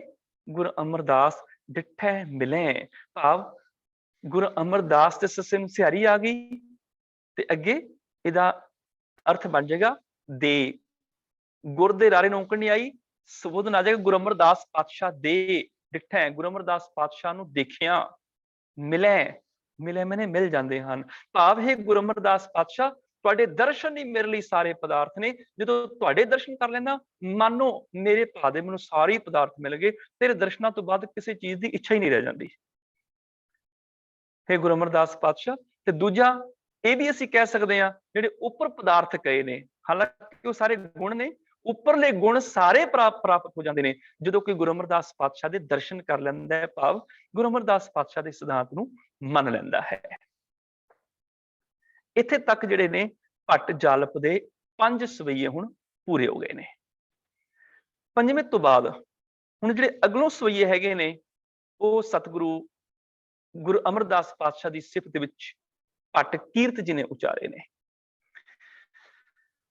ਭੱਟ ਕੀਰਤ ਜੀ ਦੇ ਸਵਈਆਂ ਦੇ ਵਿੱਚੋਂ ਪਹਿਲਾ ਸਵਈਆ ਸੱਚ ਨਾਮ ਕਰਤਾਰ ਸੋ ਦ੍ਰਿੜ ਨਾਨਕ ਸੰਘਰਿਓ ਤਾਂ ਤੇ ਅੰਗਦ ਲਹਿਣਾ ਪ੍ਰਗਟ ਤਾਸ ਚਰਣੈ ਲਿਵ ਰਹਿਓ।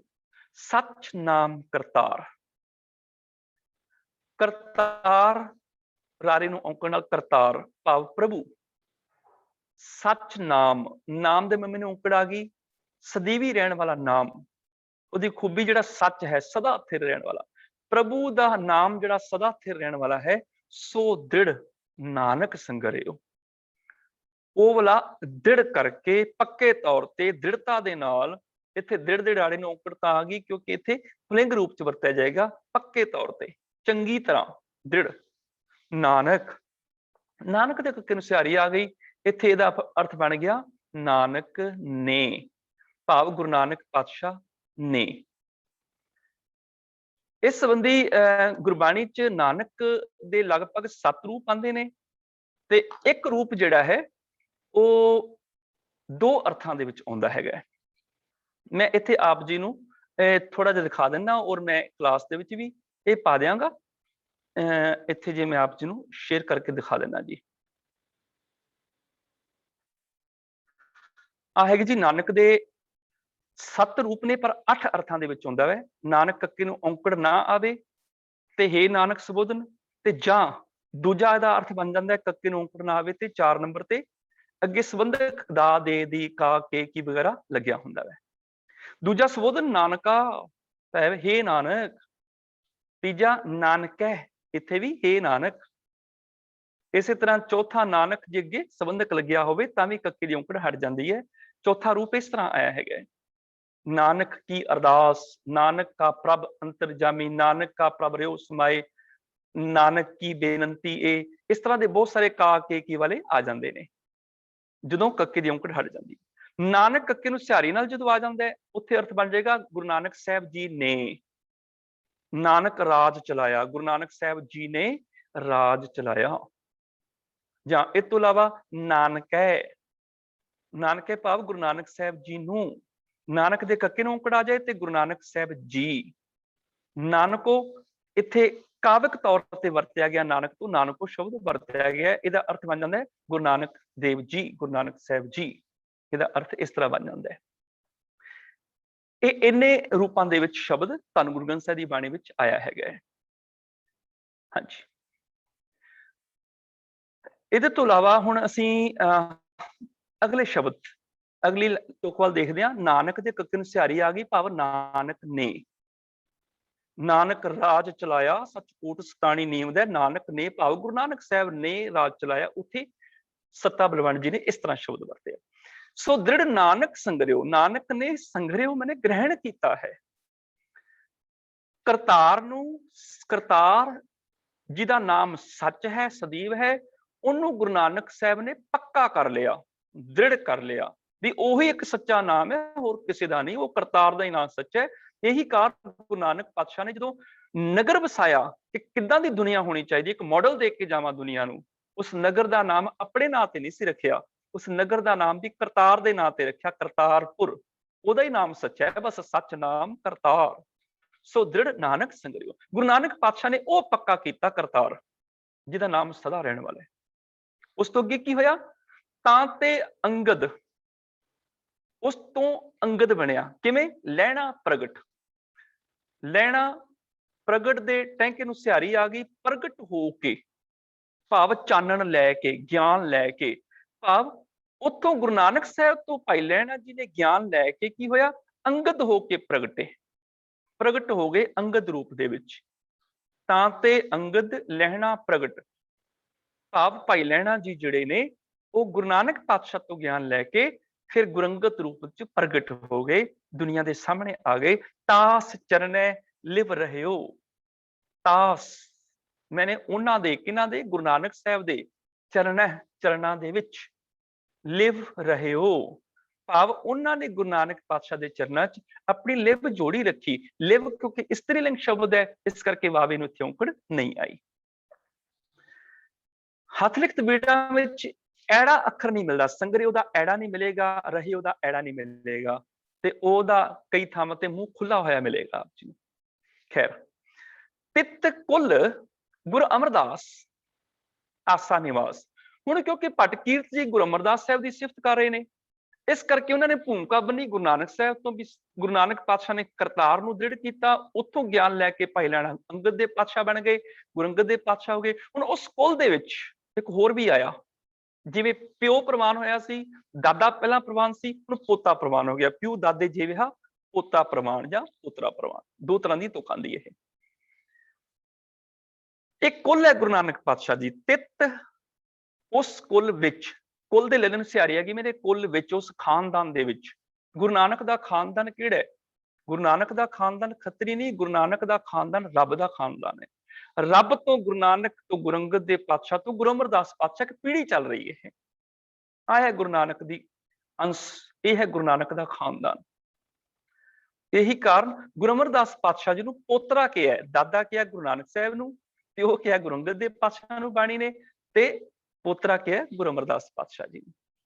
ਇਹ ਗੁਰੂ ਨਾਨਕ ਪਾਤਸ਼ਾਹ ਦੀ ਕੁਲ ਹੈ। ਯਾਦ ਰੱਖਿਓ, ਜਿਹੜੇ ਅੱਜ ਦਾਅਵਾ ਕਰਦੇ ਨੇ ਕਿ ਅਸੀਂ ਗੁਰੂ ਨਾਨਕ ਦੀ ਕੁਲ ਦੇ ਵਿੱਚੋਂ ਆ, ਉਹ ਗੁਰੂ ਨਾਨਕ ਦੀ ਕੁਲ ਬਿੰਦੀ ਦੀ ਗੱਲ ਇੱਥੇ ਚੱਲ ਹੀ ਨਹੀਂ ਰਹੀ, ਨਾਦੀ ਦੀ, ਸ਼ਬਦ ਦੀ ਚੱਲ ਰਹੀ ਹੈ। ਜਿਹੜਾ ਨਾਦ ਸ਼ਬਦ ਨਾਲ ਜੁੜ ਰਿਹਾ ਵੈ, ਤੇ ਸਗੋਂ ਸਿੱਖ ਨੂੰ ਮਾਣ ਹੋਣਾ ਚਾਹੀਦਾ ਵੀ ਅਸੀਂ ਗੁਰੂ ਨਾਨਕ ਦੀ ਕੁਲ ਵਿੱਚੋਂ ਆ, ਕਿਉਂਕਿ ਗੁਰੂ ਨਾਨਕ ਦੇ ਸ਼ਬਦ ਨੂੰ ਅਸੀਂ ਫੋਲੋ ਕਰ ਰਹੇ ਹਾਂ, ਮੰਨ ਰਹੇ ਹਾਂ, ਜੀਵਨ 'ਚ ਅਮਲ ਕਰਨ ਦਾ ਯਤਨ ਕਰ ਰਹੇ ਹਾਂ। ਇਸ ਕਰਕੇ ਅਸੀਂ ਕਹੀਏ ਆਪਣੇ ਆਪ ਨੂੰ ਅਸੀਂ ਗੁਰੂ ਨਾਨਕ ਦੀ ਕੁਲ ਦੇ ਵਿੱਚੋਂ ਆ। ਗੁਰੂ ਗੋਬਿੰਦ ਸਿੰਘ ਪਾਤਸ਼ਾਹ ਨੇ ਉਹ ਕੁਲ ਅੱਗੇ ਤੋਰੀ, ਬਿੰਦੀ ਕੁਲ ਤੇ ਕਲਗੀਧਰ ਪਾਤਸ਼ਾਹ ਜੀ ਦੀ ਸ਼ਹੀਦ ਹੋ ਗਈ, ਪਰ ਨਾਦੀ ਕੁਲ ਜਿਹੜੀ ਉਹ ਖਾਲਸਾ ਗੁਰੂ ਕਾ ਸਿੱਖ ਚੱਲ ਰਿਹਾ ਹੈ, ਅੱਗੇ ਚੱਲ ਰਿਹਾ ਹੈ। ਅਸੀਂ ਗੁਰੂ ਨਾਨਕ ਦੀ ਕੁਲ ਵਿੱਚੋਂ, ਕਿਉਂਕਿ ਗੁਰੂ ਨਾਨਕ ਨੇ ਆਪਣਾ ਰੂਪ ਸਾਨੂੰ ਬਣਾਇਆ। ਇਸ ਕਰਕੇ ਜਿਹੜਾ ਕੋਈ ਕਹਿੰਦਾ ਮੈਂ ਅਸੀਂ ਗੁਰੂ ਨਾਨਕ ਦੀ ਕੁਲ ਵਿੱਚੋਂ, ਉਹਨਾਂ ਨੂੰ ਪੁੱਛੋ ਗੁਰੂ ਨਾਨਕ ਦੀ ਕੁਲ ਚ ਉਦੋਂ ਕਿੱਥੇ ਸੀ ਜਦੋਂ ਗੁਰੂ ਨਾਨਕ ਪਾਤਸ਼ਾਹ ਨੇ ਗਿਆਨ ਦਿੱਤਾ ਤੇ ਉਦੋਂ ਭਾਈ ਲਹਿਣਾ ਨੇ ਕਮਾਇਆ ਸੀ, ਜਾਂ ਗੁਰੂ ਅੰਗਦ ਦੇਵ ਪਾਤਸ਼ਾਹ ਨੇ ਗਿਆਨ ਦਿੱਤਾ ਬਾਬਾ ਅਮਰਦਾਸ ਨੇ ਕਮਾਇਆ ਸੀ। ਗੁਰੂ ਅਮਰਦਾਸ ਪਾਤਸ਼ਾਹ ਜੀ ਨੇ ਗਿਆਨ ਜਦੋਂ ਵੰਡਿਆ ਉਦੋਂ ਭਾਈ ਜੇਠਾ ਜੀ ਨੇ ਪ੍ਰਮਾਣ ਕੀਤਾ ਸੀ। ਉਸ ਤੋਂ ਬਾਅਦ ਸੋਢ ਵੰਸ਼ ਦੇ ਵਿੱਚੋਂ ਵੀ ਕੋਈ ਧੀਰਮਲ ਆਇਆ, ਕੋਈ ਰਾਮ ਰਾਏ ਆਇਆ। ਇਹ ਤੇ ਕਲਗੀਧਰ ਪਾਤਸ਼ਾਹ ਦੇ ਪੁੱਤਰਾਂ ਨੇ ਸ਼ਹਾਦਤ ਦੇ ਕੇ ਪਿਛਲੇ ਸਾਰੇ ਧੋਣੇ ਧੋ ਦਿੱਤੇ।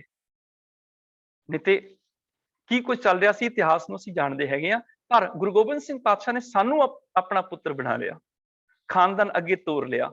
ਆਹ ਹੈ ਗੁਰੂ ਨਾਨਕ ਦੀ ਕੁਲ। ਸਾਰੀ ਸੰਗਤ ਗੁਰੂ ਨਾਨਕ ਦੀ ਕੁਲ, ਗੁਰੂ ਨਾਨਕ ਦਾ ਖਾਨਦਾਨ ਹੈਗਾ। ਤੇ ਸਾਨੂੰ ਮਾਣ ਹੋਣਾ ਚਾਹੀਦਾ ਕਿ ਅਸੀਂ ਕਿਸੇ ਨੂੰ ਕਿਉਂ ਕਹੀਏ ਵੀ ਤੂੰ ਗੁਰੂ ਨਾਨਕ ਦੀ ਕੁਲ ਖਾਨਦਾਨ। ਜਾਤ ਪਾਤ ਤੇ ਗੁਰੂ ਸਾਹਿਬ ਨੇ ਖਤਮ ਕੀਤੀ, ਪਰ ਹਾਂ ਇੱਕ ਨਾਦੀ ਕੁਲ ਹੈ, ਸ਼ਬਦ ਗਿਆਨ ਨੂੰ ਜਿਹੜਾ ਅੱਗੇ ਫੋਲੋ ਕਰ ਰਿਹਾ ਉਹ ਗੁਰੂ ਨਾਨਕ ਦੀ ਕੁਲ ਦਾ ਮੈਂਬਰ ਬਣ ਜਾਂਦਾ ਹੈ। ਅਸੀਂ ਵੀ ਇਸੇ ਤਰ੍ਹਾਂ ਮੈਂਬਰ ਬਣਨਾ ਹੈਗਾ। ਤਿੱਤ ਕੁਲ, ਉਸ ਗੁਰੂ ਨਾਨਕ ਦੀ ਕੁਲ ਦੇ ਵਿੱਚ, ਜਿਸ ਕੁਲ ਵਿੱਚ ਗੁਰੂ ਅੰਗਦ ਦੇਵ ਪਾਤਸ਼ਾਹ ਆਏ, ਹੁਣ ਗੁਰੂ ਅਮਰਦਾਸ ਪਾਤਸ਼ਾਹ ਆ ਗਏ। ਤਿੱਤ ਕੁਲ ਗੁਰੂ ਅਮਰਦਾਸ, ਆਸਾ ਨਿਵਾਸ, ਜਿਹੜੀਆਂ ਆਸਾਂ ਨੂੰ ਪੂਰੀਆਂ ਕਰਨ ਵਾਲੇ, ਆਸਾਂ ਦਾ ਟਿਕਾਣਾ ਹੈਗੇ ਨੇ। ਤਾਸ ਗੁਣ ਕਵਣ ਵਖਾਣੋ, ਤਾਸ ਮੈਨੇ ਉਹਨਾਂ ਦੇ ਗੁਣ, ਇੱਥੇ ਗੁਣ ਰਾਣੇ ਨੂੰ ਔਂਕੜ ਨਹੀਂ ਆਈ, ਬਹੁਤੇ ਗੁਣਾਂ ਦਾ ਜ਼ਿਕਰ ਹੈ। ਕਵਣ ਵਖਾਣੋ, ਮੈਂ ਕਿਹੜੇ ਕਿਹੜੇ ਗੁਣ ਵਖਿਆਣ ਕਰਾਂ। ਗੁਣ ਬਹੁਤੇ ਨੇ ਤੇ ਇਸ ਕਰਕੇ ਰਾਣੇ ਨੂੰ ਔਂਕੜ ਨਹੀਂ ਆਈ। ਕਵਣ ਮੈਨੇ ਕਿਹੜੇ ਕਿਹੜੇ ਗੁਣ ਮੈਂ ਵਖਾਣੋ, ਮੈਨੇ ਦੱਸਾਂ, ਮੈਂ ਕਿਹੜੇ ਕਿਹੜੇ ਗੁਣ ਉਹਨਾਂ ਦੇ ਦੱਸਾਂ। ਜੋ ਗੁਣ ਅਲਖ ਅਗੰਮ, ਤਿੰਨੇ ਗੁਣ ਅੰਤ ਨਾ ਜਾਣੋ। ਇੱਥੇ ਗੁਣ ਦਾ ਵਿਸ਼ੇਸ਼ਣ ਕਵਣ ਵੀ ਰਾਣੇ ਨੂੰ ਔਂਕੜ ਤੋਂ ਬਿਨਾਂ ਆ ਗਿਆ। ਜਿਹੋ ਜਿਹਾ ਨਾਉ ਹੁੰਦਾ ਉਹੋ ਜਿਹਾ ਵਿਸ਼ੇਸ਼ਣ ਹੋ ਜਾਂਦਾ ਹੈ। ਜੋ ਗੁਣ ਅਲਖ ਅਗੰਮ, ਜਿਹੜੇ ਗੁਣ, ਇੱਥੇ ਫਿਰ ਬਹੁਵਚਨ ਆ ਗਿਆ, ਗੁਣ ਅਲਖ ਨੇ, ਦਿਸਦੇ ਨਹੀਂ ਹਨ। ਹੁਣ ਗੁਰੂ ਅਮਰਦਾਸ ਪਾਤਸ਼ਾਹ ਦੇ ਜਿਹੜੇ ਗੁਣ ਤੇ ਨਜ਼ਰ ਆਏ ਉਹ ਤੇ ਮੈਂ ਕਹਿ ਰਿਹਾ ਵਾਂ, ਤਾਸ ਗੁਣ ਕਵਣ ਵਖਾਣੋ, ਪਰ ਸਾਰੇ ਉਹਨਾਂ ਦੇ ਗੁਣ ਕਿਵੇਂ ਵਖਾਣਾ। ਐਸੇ ਵੀ ਗੁਣ ਨੇ ਜਿਹੜੇ ਦਿਸਦੇ ਨਹੀਂ ਹਨ ਮੈਨੂੰ। ਹੈ ਗੁਰੂ ਅਮਰਦਾਸ ਪਾਤਸ਼ਾਹ ਚ ਗੁਣ ਹਨ, ਪਰ ਜੋ ਗੁਣ ਅਲਖ, ਅਲਖ ਮੈਨੇ ਜਿਹੜੇ ਲਖੇ ਨਾ ਜਾ ਸਕਣ, ਦੇਖੇ ਨਾ ਜਾ ਸਕਣ, ਜਿਹੜੀਆਂ ਮੇਰੀਆਂ ਨਜ਼ਰਾਂ ਤੋਲੇ ਨੇ, ਮੈਂ ਗੁਰੂ ਅਮਰਦਾਸ ਪਾਤਸ਼ਾਹ ਦੇ ਸਾਰੇ ਗੁਣ ਨਹੀਂ ਜਾਣ ਸਕਦਾ। ਅਗੰਮ, ਉਹ ਗੁਣ ਜਿਨ੍ਹਾਂ ਤੱਕ ਮੇਰੀ ਪਹੁੰਚ ਨਹੀਂ ਹੈ। ਅਗੰਮ ਸ਼ਬਦ ਦਾ ਮੂਲ ਗੰਮ ਹੈ, ਗੰਮਿਆ, ਗੰਮਿਆ ਮੈਨੇ ਜਾਣਾ। ਜਦੋਂ ਉਹਦੇ ਅੱਗੇ ਐੜਾ ਲੱਗ ਜਾਂਦਾ, ਅਗੰਮ ਮੈਨੇ ਜਿਹਦੇ ਤੱਕ ਜਾਇਆ ਨਾ ਜਾ ਸਕੇ। ਗੁਰੂ ਅਮਰਦਾਸ ਸਾਹਿਬ ਦੇ ਉਹ ਗੁਣ ਜਿਨ੍ਹਾਂ ਤੱਕ ਜਾਇਆ ਨਹੀਂ ਜਾ ਸਕਦਾ। ਇਸ ਕਰਕੇ हे ਗੁਰੂ ਅਮਰਦਾਸ ਪਾਤਸ਼ਾਹ, ਤੇਰੇ ਸਾਰੇ ਗੁਣਾਂ ਦਾ ਅੰਤ ਨਹੀਂ ਪੈ ਸਕਦਾ। ਰੁਦਰ ਧਿਆਨ ਗਿਆਨ ਸਤਿਗੁਰ ਕੇ ਕਬ ਜਨ ਭਲੇ, ਉਹਨੇ ਜੋ ਗਾਵੇ ਭਲੇ ਅਮਰਦਾਸ ਗੁਣ ਤੇਰੇ, ਤੇਰੀ ਹੁਕਮਾ ਤੋਹਿ ਬਣਾ। ਭਾਵ ਤੇਰੇ ਸਾਰੇ ਗੁਣਾਂ ਦਾ ਅਸੀਂ ਅੰਤ ਨਹੀਂ ਪਾ ਸਕਦੇ, ਬਾਕੀ ਹਰ ਚੀਜ਼ ਦਾ ਅੰਤ ਪੈ ਸਕਦਾ ਹੈ। ਜਿਹੜੇ ਤੁਹਾਡੇ ਗੁਣ ਮੇਰੀਆਂ ਅੱਖਾਂ ਤੋਂ ਓਲੇ ਨੇ, ਜੋ ਗੁਣ ਅਲਖ, ਜਿਹੜੇ ਗੁਣ ਮੇਰੇ ਤੋਂ ਪਹੁੰਚ ਤੋਂ ਪਰੇ ਨੇ, ਅਗੰਮ, ਤਿੰਨੇ ਗੁਣ ਅੰਤ ਨਾ ਜਾਣੋ, ਉਹਨਾਂ ਗੁਣਾਂ ਦਾ ਤੇ ਮੈਂ ਅੰਤ ਵੀ ਨਹੀਂ ਪਾ ਸਕਦਾ। ਭਾਵ ਸਿਫਤ ਕਰ ਰਿਹਾ, ਪਰ ਕਿਹੜੀ ਕਿਹੜੀ ਸਿਫਤ ਕਰਾਂ, ਮੈਂ ਤੇ ਕਰ ਵੀ ਨਹੀਂ ਸਕਦਾ। ਜਿੰਨੇ ਕੁ ਗੁਣ ਮੈਨੂੰ ਨਜ਼ਰ ਆਉਂਦੇ ਨੇ ਉਹਨੇ ਕੁ ਦੱਸ ਰਿਹਾ, ਪਰ ਜਿਹੜੇ ਗੁਣ ਮੇਰੀਆਂ ਅੱਖਾਂ ਤੋਂ ਓਲੇ ਨੇ, ਮੇਰੀ ਪਹੁੰਚ ਤੋਂ ਪਰੇ ਨੇ, ਤਿੰਨੇ ਗੁਣ ਅੰਤ ਨਾ ਜਾਣੋ, ਮੈਂ ਉਹਨਾਂ ਗੁਣਾਂ ਦਾ ਅੰਤ ਨਹੀਂ ਪਾ ਸਕਦਾ।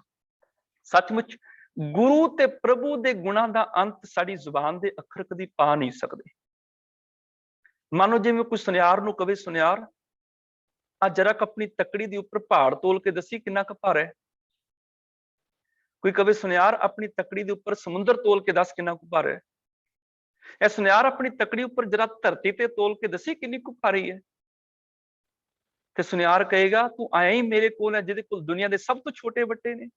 ਮੇਰੇ ਕੋਲ ਪਾਈਆ ਦੇ ਵੱਟੇ ਨੇ, ਤੋਲਿਆਂ ਦੇ ਵੱਟੇ ਨੇ, ਰੱਤੀਆਂ ਦੇ, ਮਾਸਿਆਂ ਦੇ, ਜ਼ਰਾ ਜ਼ਰਾ ਜਿਹਨੇ ਵੱਟੇ।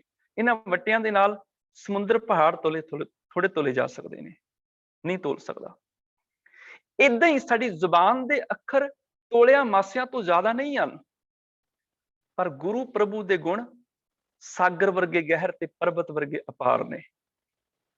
ਕਿਵੇਂ ਤੋਲਾਂਗੇ? ਧਰਤੀ, ਪਾਣੀ, ਪਰਬਤ, ਭਾਰ, ਕਿਉਂ ਕੰਡਾ ਤੋਲੇ ਸੁਨਿਆਰ। ਸੁਨਿਆਰ ਆਪਣੇ ਕੰਡੇ ਦੇ ਉੱਪਰ ਨਾ ਧਰਤੀ ਤੋਲ ਸਕਦਾ, ਨਾ ਸਮੁੰਦਰ, ਨਾ ਪਹਾੜ। ਕਿਉਂ ਨਹੀਂ ਤੋਲ ਸਕਦਾ ਸੁਨਿਆਰ?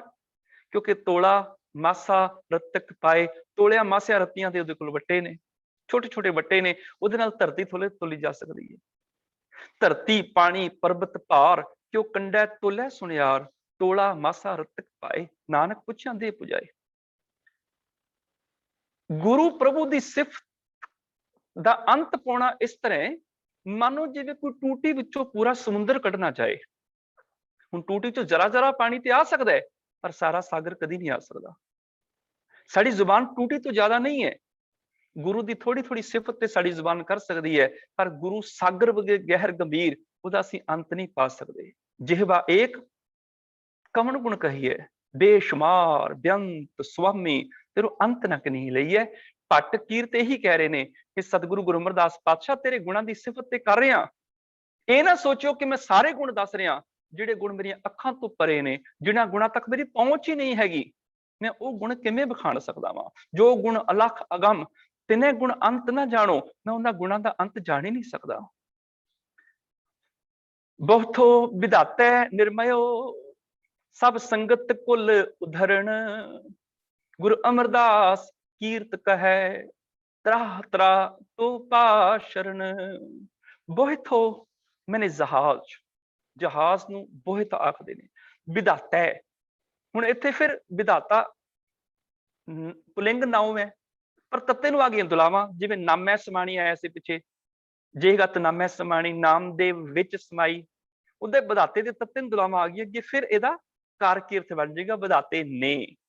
ਬਹੁਥੋ ਵਿਧਾਤਾ ਨਿਰਮਯੋ, ਵਿਧਾਤੇ ਪ੍ਰਭੂ ਨੇ, ਵਿਧਾਤਾ ਮੈਨੇ ਵਿਧੀਆਂ ਕਰਨ ਵਾਲੇ, ਉਸ ਪ੍ਰਭੂ ਨੇ ਜਹਾਜ਼ ਬਣਾਇਆ।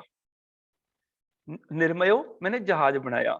ਹੱਥ ਲਿਖਤ ਬੀੜਾਂ ਵਿੱਚ ਇਹ ਜਿਹੜਾ ਪਾਠ ਹੈਗਾ, ਨੰਨੇ ਨੂੰ ਸਿਆਰੀ ਰਾਰਾ ਮੰਮਾ, ਈੜੀ ਨੂੰ ਸਿਆਰੀ ਤੇ ਊੜੇ ਨੂੰ ਹੋੜਾ ਹੈ, ਭਾਵ ਊੜੇ ਦਾ ਮੂੰਹ ਖੁੱਲਾ। ਸਭ ਕੁਲ, ਸਭ ਸੰਗਤ ਕੁਲ ਉਦਾਹਰਣ, ਵਿਧਾਤੇ ਨੇ ਗੁਰੂ ਅਮਰਦਾਸ ਪਾਤਸ਼ਾਹ ਰੂਪੀ ਇੱਕ ਜਹਾਜ਼ ਬਣਾਇਆ ਕਿ ਜਿਹੜਾ ਗੁਰੂ ਅਮਰਦਾਸ ਪਾਤਸ਼ਾਹ ਦੀ ਸ਼ਰਨ ਵਿੱਚ ਆ ਜਾਏਗਾ ਉਹ ਤਰ ਜਾਏਗਾ। ਤੇ ਕੌਣ ਤਰਦਾ? ਸਭ ਸੰਗਤ ਕੁਲ ਉਦਾਹਰਣ।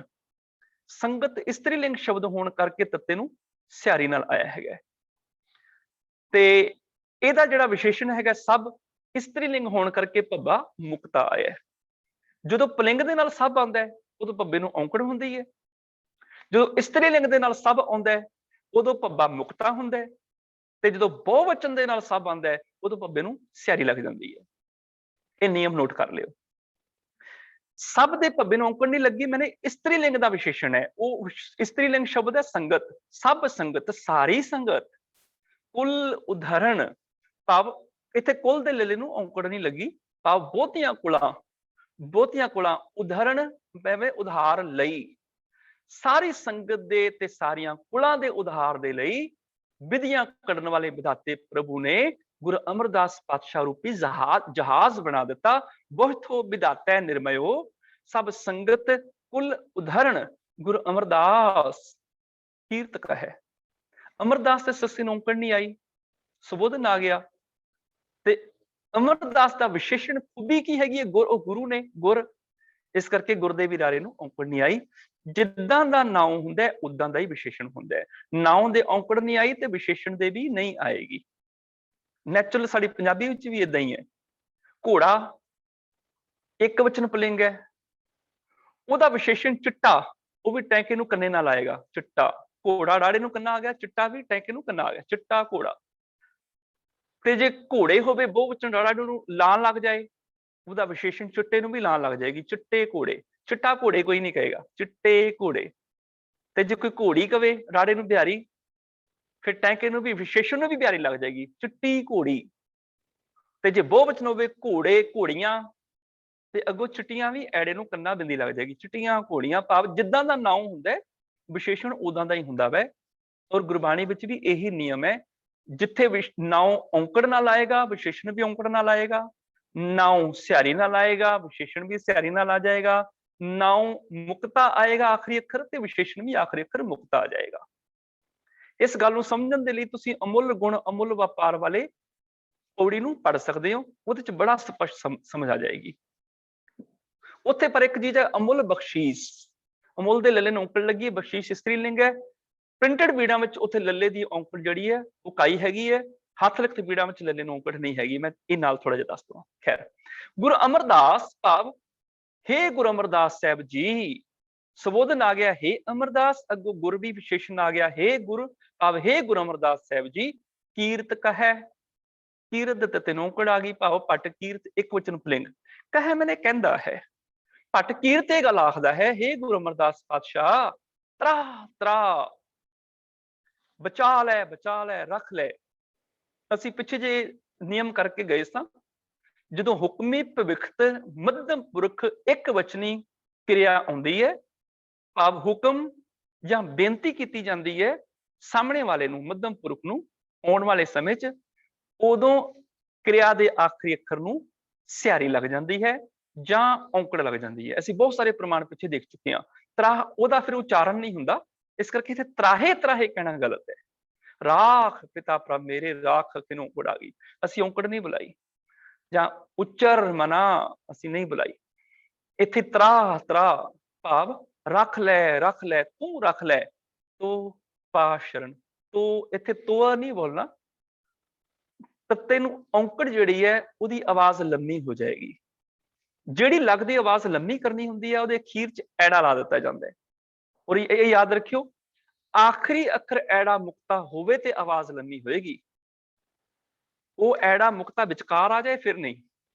ਆਖਰੀ ਅੱਖਰ ਜਿਵੇਂ ਤਿੱਥੈ ਭਗਤ ਵਸੈ ਕੇ ਲੋ, ਲੱਲੇ ਨੂੰ ਹੋੜਾ ਅੱਗੇ ਐੜਾ ਲੱਗ ਗਿਆ, ਹੋੜੇ ਦੀ ਆਵਾਜ਼ ਲੰਮੀ ਹੋ ਜਾਏਗੀ ਲੋ।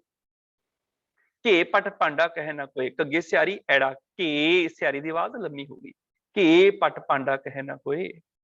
ਛੇ ਘਰ ਛੇ ਗੁਰ, ਛੇ ਨੂੰ ਸਿਆਰੀ ਲੱਗ ਗਈ, ਅੱਗੇ ਐੜਾ ਮੁਕਤਾ ਵੈ, ਉਹਨੂੰ ਛਿਆ ਪੜਨਾ ਗਲਤ ਹੈ, ਛੇ ਸਿਆਰੀ ਦੀ ਆਵਾਜ਼ ਲੰਮੀ ਹੋ ਜਾਏਗੀ, ਛੇ ਘਰ।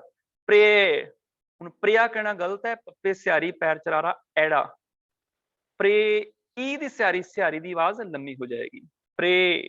ਜੀ, ਉੱਥੇ ਜੀਓ ਕਹਿਣਾ ਗਲਤ ਹੈ, ਜੱਜੇ ਦੀ ਬਿਹਾਰੀ ਦੀ ਆਵਾਜ਼ ਲੰਮੀ ਹੋ ਜਾਏਗੀ। ਹੁਕਮੀ ਹੋਮਨ ਜੀ, ਥੋੜਾ ਟਾਈਮ ਦੇਣਾ ਪਏਗਾ, ਕੱਲਾ ਜੀ ਕਹਿ ਕੇ ਨਹੀਂ ਭਜਣਾ ਹੈਗਾ, ਹੁਕਮੀ ਹੋਮਨ ਜੀ ਨਹੀਂ, ਹੁਕਮੀ ਹੋਮਨ ਜੀ, ਬਿਹਾਰੀ ਦੀ ਆਵਾਜ਼ ਡਬਲ ਕਰਨੀ ਹੈ, ਐੜਾ ਇੱਕ ਮਾਤਰਾ ਵਧਾਉਣ ਵਾਸਤੇ ਹੈ। ਤੋ ਤੱਤੇ ਨੂੰ ਔਂਕੜ ਅੱਗੇ ਐੜਾ ਲੱਗ ਗਿਆ, ਔਂਕੜ ਦੀ ਆਵਾਜ਼ ਲੰਮੀ ਹੋ ਜਾਏਗੀ, ਤਰਾ ਤਰਾ, ਤੋ ਪਾ ਸ਼ਰਨ। ਇੱਥੇ ਪਾ ਨਹੀਂ ਕਹਿਣਾ, ਹਾਲਾਂਕਿ ਚਰਨਾਂ ਦੀ ਗੱਲ ਹੈ, ਤੋ ਪਾ ਸ਼ਰਨ ਮੈਨੇ ਇਹਦਾ ਮਤਲਬ ਇਹ ਨਹੀਂ ਕਿ ਤੇਰੇ ਪੈਰਾਂ ਦੇ ਵਿੱਚ ਤੇਰੀ ਸ਼ਰਨ ਚ ਆ ਗਿਆ, ਪਾ ਲਫ਼ਜ਼ ਨਹੀਂ, ਕਿਉਂਕਿ ਇਹ ਲਫ਼ਜ਼ ਹਿੰਦੀ ਦਾ ਨਹੀਂ ਹੈ, ਸੰਸਕ੍ਰਿਤ ਦਾ ਨਹੀਂ ਹੈ, ਇਹ ਸ਼ਬਦ ਫਾਰਸੀ ਦਾ ਹੈ ਪਾ, ਤੇ ਫਾਰਸੀ ਚ ਦੋ ਪੈਰਾਂ ਨੂੰ ਪਾ ਕਹਿੰਦੇ ਨੇ, ਫਾਰਸੀ ਵਿੱਚ ਭਾਵ ਦੋ ਪੈਰਾਂ ਦੀ ਗੱਲ ਹੈ, ਇੱਥੇ ਪਾ ਇਹਦਾ ਉਚਾਰਨ ਹੋਏਗਾ, ਪਾ ਨਹੀਂ, ਤਰਾ ਤਰਾ ਤੂੰ ਪਾ ਸ਼ਰਨ, ਭਾਵ ਤੇਰੇ ਚਰਨਾਂ ਵਿੱਚ, ਤੇਰੀ ਸ਼ਰਨ ਵਿੱਚ ਪਿਆਰ ਆਵਾਂ। ਔਰ ਕਮਾਲ ਦੀ ਗੱਲ, ਇਹ ਪਾ ਸ਼ਬਦ ਤੁਹਾਨੂੰ ਗੁਰੂ ਗ੍ਰੰਥ ਸਾਹਿਬ ਵਿੱਚ 4 ਵਾਰ ਆਇਆ, 2 ਵਾਰ ਤੇ ਪਟ ਕੀਰਤ ਜੀ ਨੇ ਵਰਤਿਆ, ਇਸ ਸਵਈਏ ਦੇ ਅਖੀਰ ਵਿੱਚ ਵੀ, ਤੇ ਇਸ ਤੋਂ ਅਗਲੇ ਸਵਈਏ ਦੇ ਅਖੀਰ ਵਿੱਚ ਵੀ। 1395 ਪੰਨੇ ਤੇ 2 ਵਾਰ ਇਹ ਆਇਆ ਹੈ, ਪਾ ਭਾਵ ਚਰਨ। 2 ਵਾਰ ਗੁਰੂ ਨਾਨਕ ਸਾਹਿਬ ਜੀ ਨੇ ਪੂਰੇ ਗੁਰੂ ਗ੍ਰੰਥ ਸਾਹਿਬ ਚ 4 ਵਾਰ ਆਇਆ ਹੈ, 2 ਵਾਰ ਪਟ ਕੀਰਤ ਜੀ ਨੇ ਵਰਤਿਆ, 2 ਵਾਰ ਗੁਰੂ ਨਾਨਕ ਸਾਹਿਬ ਜੀ ਨੇ ਵਰਤਿਆ। ਫਾਰਸੀ ਦਾ ਕਿਉਂਕਿ ਸ਼ਬਦ ਹੈ, ਇਸ ਕਰਕੇ ਗੁਰੂ ਨਾਨਕ ਪਾਤਸ਼ਾਹ ਨੇ ਫਾਰਸੀ ਦੇ ਸ਼ਬਦ ਵਿੱਚ ਵੀ ਇਹਨੂੰ ਵਰਤਿਆ। ਨਾਨਕ ਭਗੋਇਦ ਜਨ ਤੁਰਾ, ਤੇਰੇ ਚਾਕਰਾਂ ਪਾ ਖਾਕ, ਚਰਨਾਂ ਦੀ ਖਾਕ। ਪਾ ਫਾਰਸੀ ਦਾ ਸ਼ਬਦ, ਉੱਥੇ ਫਾਰਸੀ ਦਾ ਪਾ ਸ਼ਬਦ ਵਰਤ ਲਿਆ। ਦੂਜਾ ਪਾ ਸ਼ਬਦ ਅਸੀਂ ਅਕਸਰ ਹੀ ਸੁਣਦੇ ਹਾਂ, ਪੜ੍ਹਦੇ ਹਾਂ, ਪਤਾ ਨਹੀਂ ਕਿੰਨੀ ਵਾਰ, ਪਰ ਬੜੇ ਕਈ ਵਾਰੀ ਜਦੋਂ ਅਸੀਂ ਬੇਧਿਆਨੇ ਬਾਣੀ ਪੜ੍ਹਦੇ ਹਾਂ, ਉਦੋਂ ਇਹੋ ਜਿਹੇ ਕੀਮਤੀ ਸ਼ਬਦ ਸਾਡੀ ਅੱਖਾਂ ਚੋਂ ਨਿਕਲ ਜਾਂਦੇ ਨੇ। ਗੁਰੂ ਨਾਨਕ ਪਾਤਸ਼ਾਹ ਦੀ ਅਸੀਂ ਆਸਾ ਕੀ ਵਾਰ ਵਿੱਚ ਇਹ ਸ਼ਬਦ ਪੜ੍ਹਦੇ ਹਾਂ, ਜਦੋਂ ਮੁਸਲਮਾਨਾਂ ਸਿਫਤ ਸ਼ਰੀਅਤ ਵਾਲੀ ਅਸੀਂ ਸ਼ਲੋਕ ਪੜ੍ਹਦੇ ਹਾਂ, ਸਦਾ ਆਨੰਦ ਰਹੇ ਦਿਨ ਰਾਤੀ ਗੁਣਵੰਤਿਆਂ ਪਾਛਾਰ, ਉੱਥੇ ਪਾ ਕਹਿਣਾ ਗਲਤ ਹੈ, ਪਾਛਾਰ ਮੈਨੇ ਚਰਨਾਂ ਦੀ ਧੂੜ, ਪਾਛਾਰ। 2 ਵਾਰ ਗੁਰੂ ਨਾਨਕ ਸਾਹਿਬ ਨੇ ਪਾ ਸ਼ਬਦ ਵਰਤਿਆ, ਇੱਕ ਵਾਰੀ 466 ਪੰਨੇ ਤੇ, ਦੂਸਰੀ ਵਾਰ 721 ਪੰਨੇ ਤੇ 2 ਵਾਰ ਪਟ ਕੀਰਤ ਨੇ 1395 ਪੰਨੇ ਤੇ ਸ਼ਬਦ ਵਰਤਿਆ, ਪਾ। ਪਾ ਸ਼ਰਨ, ਤੇਰੇ ਚਰਨਾਂ ਦੀ ਸ਼ਰਨ ਪਿਆ ਰਵਾਂ। ਪਟ ਕੀਰਤ ਜੀ ਦਾ ਇਹ ਪਹਿਲਾ ਸਵਈਆ ਸੀ। ਹੁਣ ਇਸ ਤੋਂ ਅਗਲਾ ਸਵਈਆ ਉਹ ਵੀ ਪਟ ਕੀਰਤ ਜੀ ਦਾ ਹੀ ਹੈ। ਹਾਂਜੀ, ਮੇਰੇ ਖਿਆਲ ਟਾਈਮ ਘੱਟ ਹੈ, ਮੈਂ ਖਿਆਲ ਅਗਲੀ ਵਾਰੀ ਲੈ ਲੈਣਾ। ਚਲੋ ਠੀਕ ਹੈ ਜੀ, ਹਾਂ ਅਗਲੀ ਵਾਰ ਕਰ ਲਾਂਗੇ। ਇੱਥੇ ਤੱਕ ਆਪਣੇ ਸਾਡੇ 15 ਸਵਾਲ ਸਵਈਏ ਹੋ ਗਏ ਨੇ ਸਾਡੇ। ਆਉਣਗੇ ਹੁਣੇ ਤੇ ਫਿਰ ਉਹ ਵੀ ਟਾਈਮ ਲੱਗੇਗਾ। हाँ जी, एक अव्यय ਦੀ ਵੀ ਆਪਾਂ ਗੱਲ ਕੀਤੀ ਸੀ ਲਾਸਟ ਵੀਕ ਕਿ ਅਵਯੇ ਕੀ ਹੈਗੇ ਨੇ। ਮੈਂ ਕਿਹਾ ਚਲੋ ਉਹਦੇ ਬਾਰੇ ਵੀ ਮੈਂ ਜੇ ਕਹੂੰ ਤੇ ਦੱਸ ਦਿੰਦਾ ਵਾਂ। हाँ दस दियो। हाँ जी, अव्यय बारे मैं एक छोटा जिहा चैप्टर तैयार ਕੀਤਾ ਸੀ। एक्चुअली अव्यय ਦਾ ਜਿਹੜਾ ਨਿਯਮ ਹੈਗਾ ਸਾਡੀ ਪੰਜਾਬੀ ਵਿੱਚ ਬਿਲਕੁਲ ਨਹੀਂ ਹੈ। ਪਾਣਿਨੀ ਨੇ ਜਿਹੜੀ ਸੰਸਕ੍ਰਿਤ ਦੀ ਵਿਆਕਰਨ ਲਿਖੀ ਸੀ ਉਸ ਤੋਂ ਚਲਦੇ ਚਲਦੇ ਹਿੰਦੀ ਦੇ ਵਿੱਚ ਇਹ ਸਾਰੇ ਆ ਗਏ, ਕਿਉਂਕਿ ਉਹਦੀ ਵਿਆਕਰਨ ਇੱਕ ਬਹੁਤ ਡੀਪ ਡੂੰਗੀ ਤੇ ਬੜੀ ਗੁੰਝਲਦਾਰ ਚੀਜ਼ ਹੈਗੀ ਹੈ। ਆਮ ਬੰਦੇ ਦੇ ਸਮਝ ਆਉਣ ਤੋਂ ਬਾਹਰ ਹੀ ਹੈ। ਉਹਨੇ ਹਰ ਇੱਕ ਸ਼ਬਦ ਨੂੰ ਇੱਕ ਵੱਖਰੀ ਕੈਟੇਗਰੀ ਚ ਪਾ ਦਿੱਤਾ ਸੀ। ਇਹੀ ਕਾਰਨ ਗੁਰਬਾਣੀ ਵਿੱਚ ਹੀ ਅਵਯ ਅਕਸਰ ਆਉਂਦਾ ਹੈਗਾ। ਹੀ ਅਵਯ ਜਦੋਂ ਵੀ ਆਉਂਦਾ ਹੈ ਉਸ ਤੋਂ ਪਹਿਲੇ ਭਾਵੇਂ ਜਿਸ ਆਵੇ, ਤਿਸ ਆਵੇ, ਜਿਤ ਆਵੇ, ਤਿਤ ਆਵੇ, ਉਹਦੀ ਔਂਕੜ ਆਖਰੀ ਅੱਖਰ ਦੀ ਉੜ ਜਾਂਦੀ ਹੈ। ਅਵਯ ਹੀ ਉਹਨੂੰ ਖਤਮ ਕਰ ਦਿੰਦਾ ਹੈ। ਖੈਰ, ਇੱਥੇ ਮੈਂ ਆਪ ਜੀ ਨੂੰ ਹੁਣ ਉਹ ਥੋੜਾ ਜਿਹਾ ਮੈਂ ਚੈਪਟਰ ਦਿਖਾ ਦਿੰਦਾ ਅਵਯ ਹੀ ਬਾਰੇ, ਜਿਹੜਾ ਅਸੀਂ ਅਕਸਰ ਵਿਚਾਰ ਕਰਦੇ ਹੁੰਦੇ ਆ। ਮੈਂ ਇੱਥੇ ਰੱਖਿਆ ਸੀ, ਸ਼ਾਇਦ ਦੇਖਦਾ ਇੱਕ ਮਿੰਟ।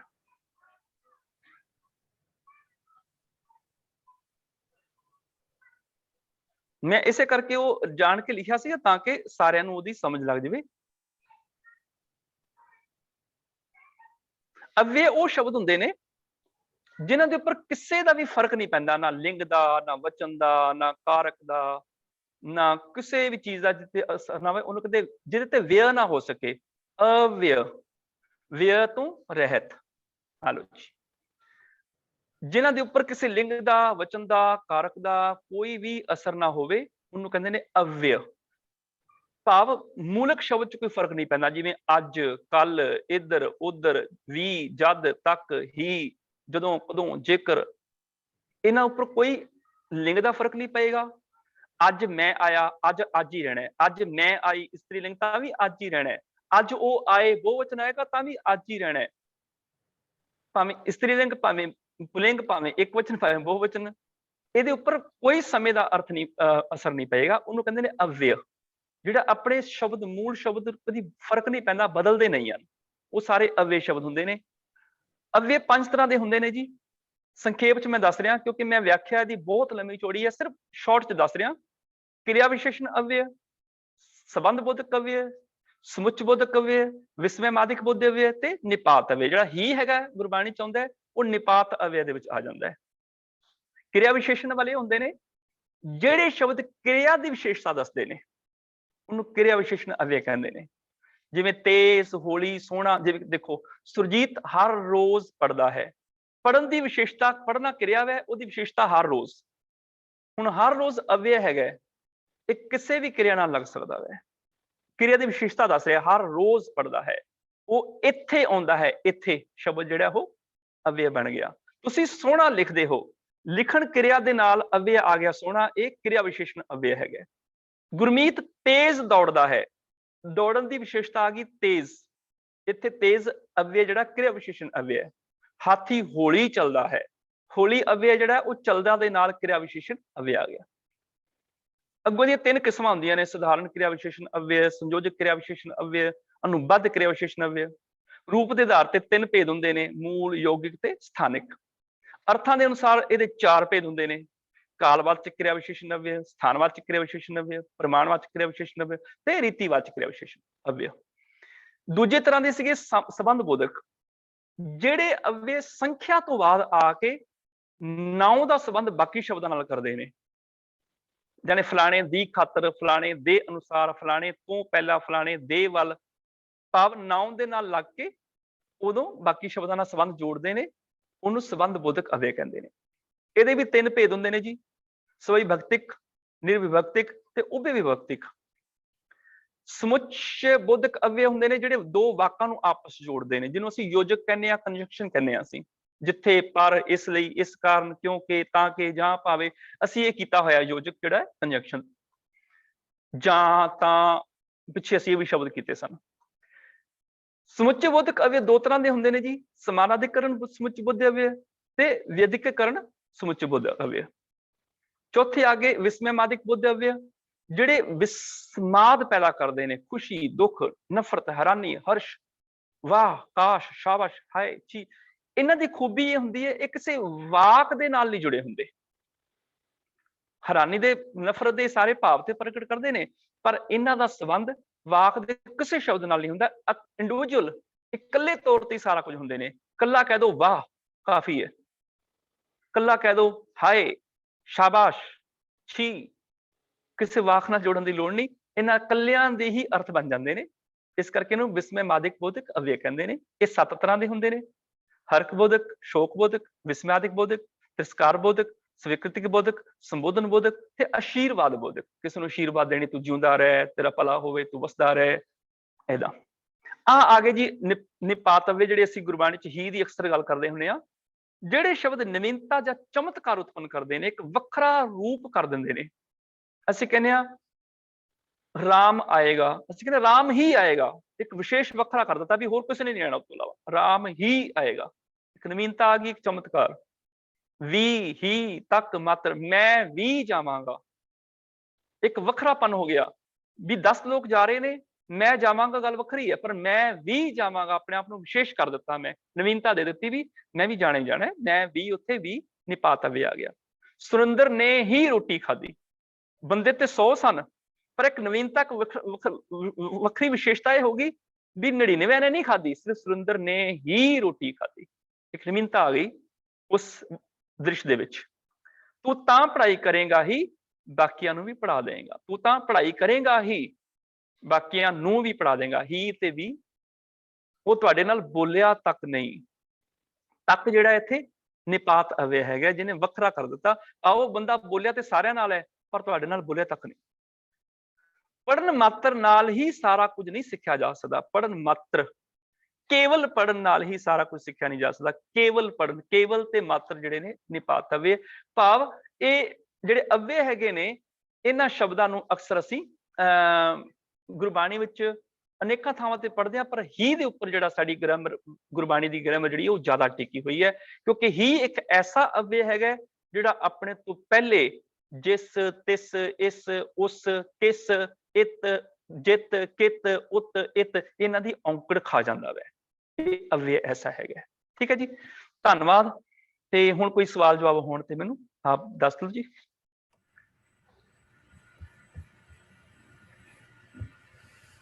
ਵਾਹਿਗੁਰੂ ਜੀ ਕਾ ਖਾਲਸਾ, ਵਾਹਿਗੁਰੂ ਜੀ ਕੀ ਫਤਿਹ ਜੀ। ਬਹੁਤ ਬਹੁਤ ਧੰਨਵਾਦ ਹੈ ਗਿਆਨੀ ਅੰਮ੍ਰਿਤਪਾਲ ਸਿੰਘ ਜੀ। ਬਹੁਤ ਆਨੰਦ ਆਇਆ, ਬੜੀਆਂ ਚੀਜ਼ਾਂ ਨਵੀਆਂ ਸਿੱਖਣ ਨੂੰ ਮਿਲੀਆਂ। ਬਹੁਤ ਕੁਝ ਨਵਾਂ ਕੁਝ ਸਿੱਖਿਆ ਜੀ ਅੱਜ। ਨਵੀਆਂ ਚੀਜ਼ਾਂ, ਨਵੇਂ ਸ਼ਬਦ, ਨਵੀਂ ਬੋਲੀ। ਇੱਕ ਮੈਸੇਜ ਵੀ ਮੇਰੇ ਕੋਲ ਪ੍ਰਾਈਵੇਟ ਆਇਆ ਵੀ ਗਿਆਨੀ ਜੀ ਨੂੰ ਜਿਹੜੇ ਪਾਠ ਭੇਦਾਂ ਦੀ ਸੂਚੀ ਹੈ ਉਹਦੇ ਮੁਤਾਬਿਕ ਲੇਖ ਲਿਖਣ ਲਈ ਕਹੋ, ਤਾਂ ਕਿ ਉਹਦੇ ਅਨੁਸਾਰ ਉਹਨਾਂ ਨੂੰ ਅਪੀਲ ਕੀਤੀ ਜਾਵੇ ਵੀ ਪਾਠ ਭੇਦਾਂ ਨੂੰ ਠੀਕ ਕੀਤਾ ਜਾਵੇ। ਇਹ ਮੈਸੇਜ ਕਿਸੇ ਦਾ ਆਇਆ ਮੇਰੇ ਕੋਲ ਹੁਣੇ। ਤਾਂ ਮੇਰੀ ਬੇਨਤੀ ਹੈ ਵੀ ਜੇ ਕੁਛ ਇਸ ਲਈ ਕਰ ਸਕਦੇ ਹਾਂ ਅਸੀਂ, ਸਾਨੂੰ ਜ਼ਰੂਰ ਉਪਰਾਲਾ ਕਰਨਾ ਚਾਹੀਦਾ। ਤੁਸੀਂ ਪਿੱਛੇ ਮੀਟਿੰਗ 'ਚ ਗਏ ਵੀ ਹੋ। ਬਹੁਤ ਸਾਰੇ ਪਾਠ ਭੇਦਾਂ ਦੇ ਅੰਤਰ ਹਨ ਜਿਹੜੇ ਸਾਨੂੰ ਹੱਲ ਕਰ ਲੈਣੇ ਚਾਹੀਦੇ ਨੇ, ਨਹੀਂ ਤਾਂ ਆਉਣ ਵਾਲੀ ਜਿਹੜੀ ਸਮਾਂ ਹੋਏਗਾ ਉਹ 'ਚ ਸਾਡੀ ਗੁਰਬਾਣੀ ਦੇ ਵਿਆਕਰਨ ਜਿਹੜੇ ਨਿਯਮ ਹਨ ਉਹ ਸ਼ਾਇਦ ਲਾਗੂ ਨਾ ਹੋ ਸਕਣ। ਬਿਲਕੁਲ, ਇਹ ਬੜੀ ਵੱਡੀ ਇੱਕ ਪ੍ਰੋਬਲਮ ਖੜੀ ਹੋ ਜਾਏਗੀ। ਤੋਂ ਸਭ ਤੋਂ ਪਹਿਲਾਂ ਨਵੇਂ ਮੈਂਬਰਸ ਜਿਹੜੇ ਹਨ ਉਹਨਾਂ ਦੀ ਜਾਣਕਾਰੀ, ਉਸ ਤੋਂ ਬਾਅਦ ਕੁਐਸਚਨ ਆਨਸਰ ਅਸੀਂ ਲਵਾਂਗੇ ਜੀ। ਇਹਨਾਂ ਦੇ ਸਵਾਲ ਆ ਰਹੇ ਹਨ। ਇੱਕ ਜੋਤੀ ਬਾਈ ਦਾ, ਜੋਤੀ ਬਾਈ ਦੇ ਨਾਂ ਦੇ ਨਾਂ 'ਤੇ ਉਹਨਾਂ ਦਾ ਵੀ ਸਵਾਲ ਹੈ, ਉਹਨਾਂ ਦਾ ਵੀ ਸਵਾਲ ਲੈ ਲੈਂਦੇ ਹਾਂ। ਤੁਸੀਂ ਰਾਜਾ ਸਿੰਘ ਜੀ ਨੂੰ ਬੇਨਤੀ ਕਰ ਰਹੇ ਹਾਂ ਕਿ ਪਹਿਲਾਂ ਨਵੇਂ ਮੈਂਬਰਾਂ ਨਾਲ ਸਾਡੀ ਜਾਣਕਾਰੀ ਕਰਾ ਦੇਣ। ਖਿਮਾ ਚਾਹਾਂਗੇ, ਅੱਜ 100 ਤੋਂ ਵੱਧ ਗਿਣਤੀ ਅਸੀਂ ਨਹੀਂ ਲੈ ਸਕੇ, ਕਿਉਂਕਿ ਮੈਨੂੰ ਅਜੇ ਤੱਕ ਵੀ ਇਹ ਸਮਝ ਨਹੀਂ ਆ ਰਹੀ ਵੀ 100 ਤੋਂ ਵੱਧ ਇਹਦਾ ਕਿਸ ਤਰ੍ਹਾਂ ਅਸੀਂ ਲੈ ਸਕਦੇ ਹਾਂ। ਜਦੋਂ ਵੀ ਮੈਂ 100 ਤੋਂ ਵੱਧ ਲੈਣ ਦਾ ਯਤਨ ਕਰਦਾ ਤਾਂ ਇਕੱਠੇ ਤੇ ਉਹਦੀ ਜਿਹੜੀ ਫੀਸ $1400-1500 ਚਲੀ ਜਾਂਦੀ ਹੈ। ਕੋਈ ਅਜੇ ਤੱਕ ਵੀ ਸਮਝ ਨਹੀਂ ਆ ਰਹੀ। ਮੈਂ ਕੋਸ਼ਿਸ਼ ਕਰਾਂਗਾ ਕਿ ਕੋਈ ਜੇ 300 ਤੱਕ ਸਾਡੀ ਗਿਣਤੀ ਹੋ ਜਾ, ਕੋਈ ਸਾਨੂੰ ਮਿਲ ਜਾਏ ਪੈਕੇਜ, ਤਾਂ ਉਸ ਹਿਸਾਬ ਨਾਲ ਅਸੀਂ ਐਡ ਕਰ ਲਈਏ। ਹੋਈਆਂ ਭੁੱਲਾਂ ਦੀ ਖਿਮਾ ਚਾਹੁੰਦਾ ਜੀ। ਵੀ ਰਾਜਾ ਸਿੰਘ ਜੀ। ਵਾਹਿਗੁਰੂ ਜੀ ਕਾ ਖਾਲਸਾ, ਵਾਹਿਗੁਰੂ ਜੀ ਕੀ ਫਤਿਹ। ਸੰਗਤ ਵਿੱਚ ਬਹੁਤ ਸਾਰੇ ਹੋਰ ਵੀਰ ਭੈਣਾਂ ਜੁੜੇ ਨੇ, ਔਰ ਗੁਰਚਰਨ ਸਿੰਘ ਜੀ ਬਸਿਆਲਾ ਜੋ ਨਵਾਂ ਸ਼ਹਿਰ ਜ਼ੋਨ ਦੇ ਜ਼ੋਨ ਇੰਚਾਰਜ ਵੀ ਨੇ, ਔਰ ਬੜੇ ਸਾਲਾਂ ਤੋਂ ਬੜੇ ਡੈਡੀਕੇਟਡ ਵਰਕਰ ਨੇ ਇਸ ਸਿੱਖ ਮਿਸ਼ਨ ਕਾਲਜ ਦੇ। ਉਹਨਾਂ ਨੂੰ ਆਪਾਂ ਜੀਓ ਆਏ ਆਖਦੇ ਹਾਂ। ਤੋ ਨਵੀਆਂ ਜਿਹੜੀਆਂ ਆਈਡੀਆ ਦਿਸ ਰਹੀਆਂ ਜੀ, ਮੈਂ ਨਾਂ ਲੈ ਰਿਹਾ, ਉਹ ਆਪੋ ਆਪਣੇ ਨੂੰ ਅਨਮਿਊਟ ਕਰਕੇ ਤੇ ਸੰਗਤ ਨਾਲ ਫਤਿਹ ਸਾਂਝੀ ਕਰ ਲੈਣਗੇ। ਤੇ ਪਹਿਲੀ ਹੈ ਜੀ ਨਿਰਮਲ, ਜਿਹਨਾਂ ਦੀ ਆਈਡੀ ਹੈ ਨਿਰਮਲ। ਉਹ ਆਪਣੇ ਆਪ ਨੂੰ ਅਨਮਿਊਟ ਕਰਕੇ ਸੰਗਤ ਨਾਲ ਫਤਿਹ ਸਾਂਝੀ ਕਰ ਲੈਣ। ਵਾਹਿਗੁਰੂ ਜੀ ਕਾ ਖਾਲਸਾ ਵਾਹਿਗੁਰੂ ਜੀ ਕੀ ਫਤਿਹ। ਵਾਹਿਗੁਰੂ ਜੀ ਕੀ ਫਤਿਹ। ਮੈਂ ਨਿਰਮਲ ਸਿੰਘ ਹਾਂ, ਜਾਨੀ ਜੀ ਜਾਣਦੇ ਨੇ, ਮੈਂ ਇਹਨਾਂ ਦਾ ਸਟੂਡੈਂਟ ਰਿਹਾ ਜੀ। ਅੱਛਾ ਜੀ। ਤੇ ਮੈਂ ਪ੍ਰੈਸਟਨ ਤੋਂ ਹਾਂ, ਮੇਰਾ ਮਤਲਬ ਮੈਂ ਇਹਨਾਂ ਦੇ ਨਾਲ ਹੁਣੀ ਕੋਰਸ ਕਰਕੇ ਹਟਿਆ। ਠੀਕ ਹੈ ਜੀ। ਤੇ ਪਹਿਲਾਂ ਵੀ ਮੈਂ ਮਤਲਬ ਗੁਰਬਾਣੀ ਗ੍ਰਾਮਰ ਦਾ ਕੋਰਸ ਕੀਤਾ। ਅੱਜ ਮੇਰੇ ਕੋਲ ਟਾਈਮ ਸੀ ਤੇ ਮੈਂ ਆਪ ਜੀ ਦੇ ਸੁਣ ਠੀਕ ਹੈ। ਸਕਿਆ ਹਾਂ। ਭੱਟਾਂ ਦੇ ਸੋਈਏ, ਨਹੀਂ ਤੇ ਮੇਰੇ ਤੋਂ ਤੇ ਮਤਲਬ ਸੁਣੇ ਨਹੀਂ ਹੁੰਦੇ। ਮੇਰਾ ਟਾਈਮ ਬੜਾ ਇਰੈਟਿਕ ਜਿਹਾ ਹੈ। ਓਕੇ, ਜਾਣਦੇ ਨੇ ਜੀ। ਲੇਕਿਨ ਬਹੁਤ ਸਾਰੀ ਸ਼ੁਕਰੀਆ ਨਿਰਮਲ ਸਿੰਘ ਜੀ ਜੁੜਨ ਲਈ। ਤੋਂ ਸੋਮਵਾਰ ਤੋਂ ਸ਼ਨੀਚਰਵਾਰ ਤੱਕ ਇਹ ਪ੍ਰੋਗਰਾਮ ਇਸੇ ਸਮੇਂ ਚੱਲਦਾ ਹੈ। ਤੁਹਾਨੂੰ ਜਦ ਵੀ ਸਮਾਂ ਮਿਲੇ ਕਿਰਪਾ ਕਰਕੇ ਜੁਆਇਨ ਕਰੋ, ਸਾਨੂੰ ਬੜੀ ਖੁਸ਼ੀ ਹੋਈ। ਧੰਨਵਾਦ। ਬਿਲਕੁਲ ਜੀ, ਬਿਲਕੁਲ ਜੋ ਤੋ- ਜਾਣ ਕਰਨਾ ਚਾਹਤਾ ਟਾਈਮ ਹੈਗਾ। ਠੀਕ ਹੈ ਜੀ। ਵਾਹਿਗੁਰੂ ਖਾਲਸਾ ਵਾਹਿਗੁਰੂ ਫਤਿਹ। ਹਾਂਜੀ, ਅਗਲੀ ਆਈਡੀ ਹੈ ਜੀ ਹਰਪ੍ਰੀਤ ਕੌਰ ਮੈਥ ਮਿਸਟਰਸ ਨੇ। ਆਈਡੀ ਲਿਖੀ ਬਣੀ ਹੈ ਹਰਪ੍ਰੀਤ ਕੌਰ ਮੈਥ ਮਿਸਟਰਸ, ਜਿਨ੍ਹਾਂ ਦੀ ਆਈਡੀ ਹੈ ਉਹ ਅਨਮਿਊਟ ਕਰਕੇ ਸੰਗਤ ਨਾਲ ਬਰੀਫ ਇੰਟਰੋਡਕਸ਼ਨ ਦੇ ਜੀ। Harpreet Kaur math mistress.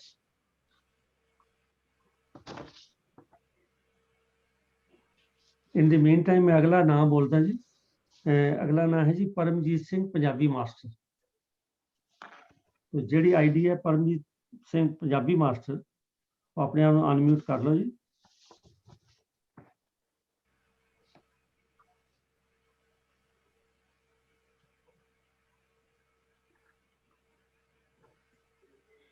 Paramjit Singh Punjabi master या हरप्रीत कौर मैथ मिस्ट्रेस। तो जब तक मैं अगली आईडी बोल देना क्योंकि समा बड़ा घट है, वो है जी कंवलपाल सिंह, जिन्हों की आईडी है कंवलपाल सिंह। ਵੀਰ ਜੀ ਫਤਿਹ ਬੁਲਾ ਲਓ ਜੀ। ਕਮਲਪਾਲ ਸਿੰਘ ਜੀ ਫਤਿਹ ਬੁਲਾ ਲਓ। मेरे ख्याल तो चले गए, नहीं लगता है, छोड़ ਅੱਛਾ गए। ਜੀ, अच्छा, चलो मैं अगली ਕਮਲਪਾਲ ਸਿੰਘ आईडी। ਜੀ ਹੋ ਗਏ ਤੇ ਸਰ ਨਿਰਮਲ ਸਿੰਘ ਜੀ ਹੋ ਗਏ। ਬੜੇ ਵਿਆਕਰਣ ਦੇ ਮਾਹਿਰ ਵਿਦਵਾਨ ਨੇ ਜੀ अच्छा, ਤੇ अच्छा, ਗੁਰਬਾਣੀ ਬਹੁਤ ਇਹਨਾਂ ਨੂੰ ਕੰਠ ਹੈ ਤੇ ठीक है जी, ਸਾਡੀ ਕਲਾਸ ਦੇ ਵਿੱਚ ਸਾਨੂੰ ਬਹੁਤ ਗਿਆਨ ਬਖਸ਼ਦੇ ਨੇ ਇਹ। ਵਾਹਿਗੁਰੂ। ठीक है जी, शुक्रिया जी।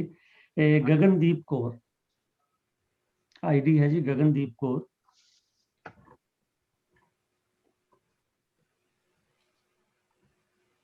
नेक्स्ट Not आईडी है present, जी। नहीं है जी।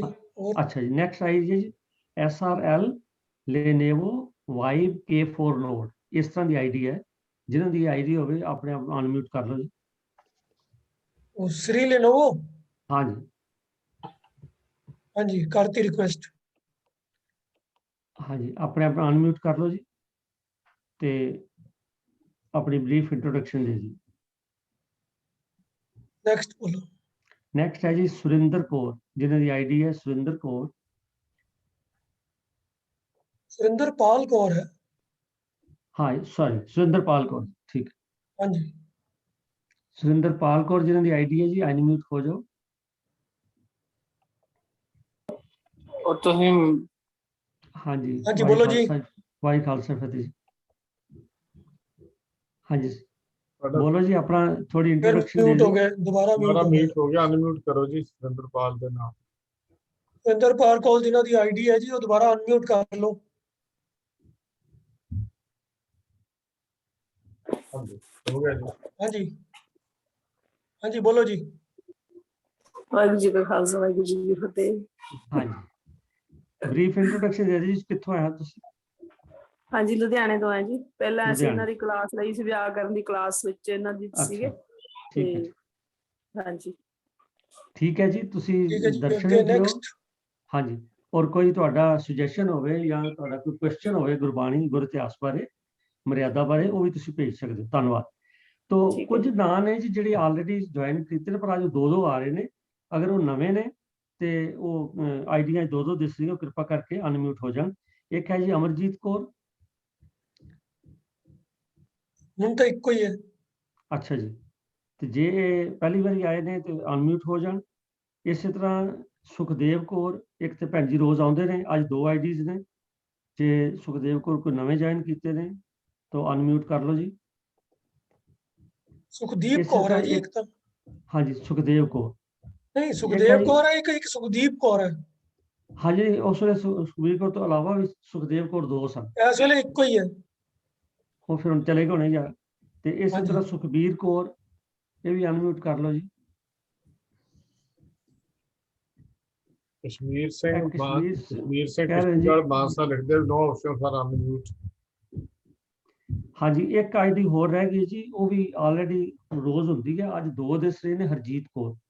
अगर नवी आईडी है तो वो कृपा करके अनम्यूट कर लो जी और संगत नाल फतेह संजी कर लो। हेलो सुखदीप हाँ जी, कौर, वाहिगुरू बोलो जी। खालसा वाहिगुरू फतेह। हाँ जी भाई फतेह खाल जी। थोड़ी इंट्रोडक्शन दे दो जी भैन जी अपनी। हाँ जी, ਅਸੀਂ ਦਰ ਮਾਨਸਾ ਚ ਟੀਚ ਕਰਦੇ ਹਾਂ ਐਸਐਸਟੀ। ਪ੍ਰਿੰਸੀਪਲ ਅੱਛਾ ਜੀ। ਕਸ਼ਮੀਰ ਸਰ ਨੇ ਅੱਜ ਮੈਨੂੰ ਲਿੰਕ ਸੈਂਡ ਕੀਤਾ ਸੀ ਜੀ। ਠੀਕ ਹੈ ਜੀ। तो ये ਧੰਨਵਾਦ। ਜਿਹੜਾ ਤੁਸੀਂ ਅੱਜ ਪਾਸਪੋਰਟ ਵਰਤਿਆ ਇਹ ਰੋਜ਼ ਇਹੀ ਹੁੰਦਾ ਹੈ ਤੇ ਤੁਸੀਂ ਸੋਮਵਾਰ ਤੋਂ ਓਕੇ ਸ਼ਨੀਚਰਵਾਰ ਤੱਕ ਅਗਰ ਰੋਜ਼ਾਨਾ ਓਕੇ ਹੋ ਤੇ ਬੜੀ ਚੰਗੀ ਗੱਲ ਹੈ ਜੀ। ਠੀਕ ਹੈ ਜੀ। ਹਾਂਜੀ ਸ਼ੁਕਰੀਆ। ਇੱਕ ਆਈਡੀ ਹੋਰ ਹੈ ਜੀ ਇੰਦਰਜੀਤ ਕੌਰ। हाँ जी, इंद्रजीत कौर जी अनम्यूट कर लो।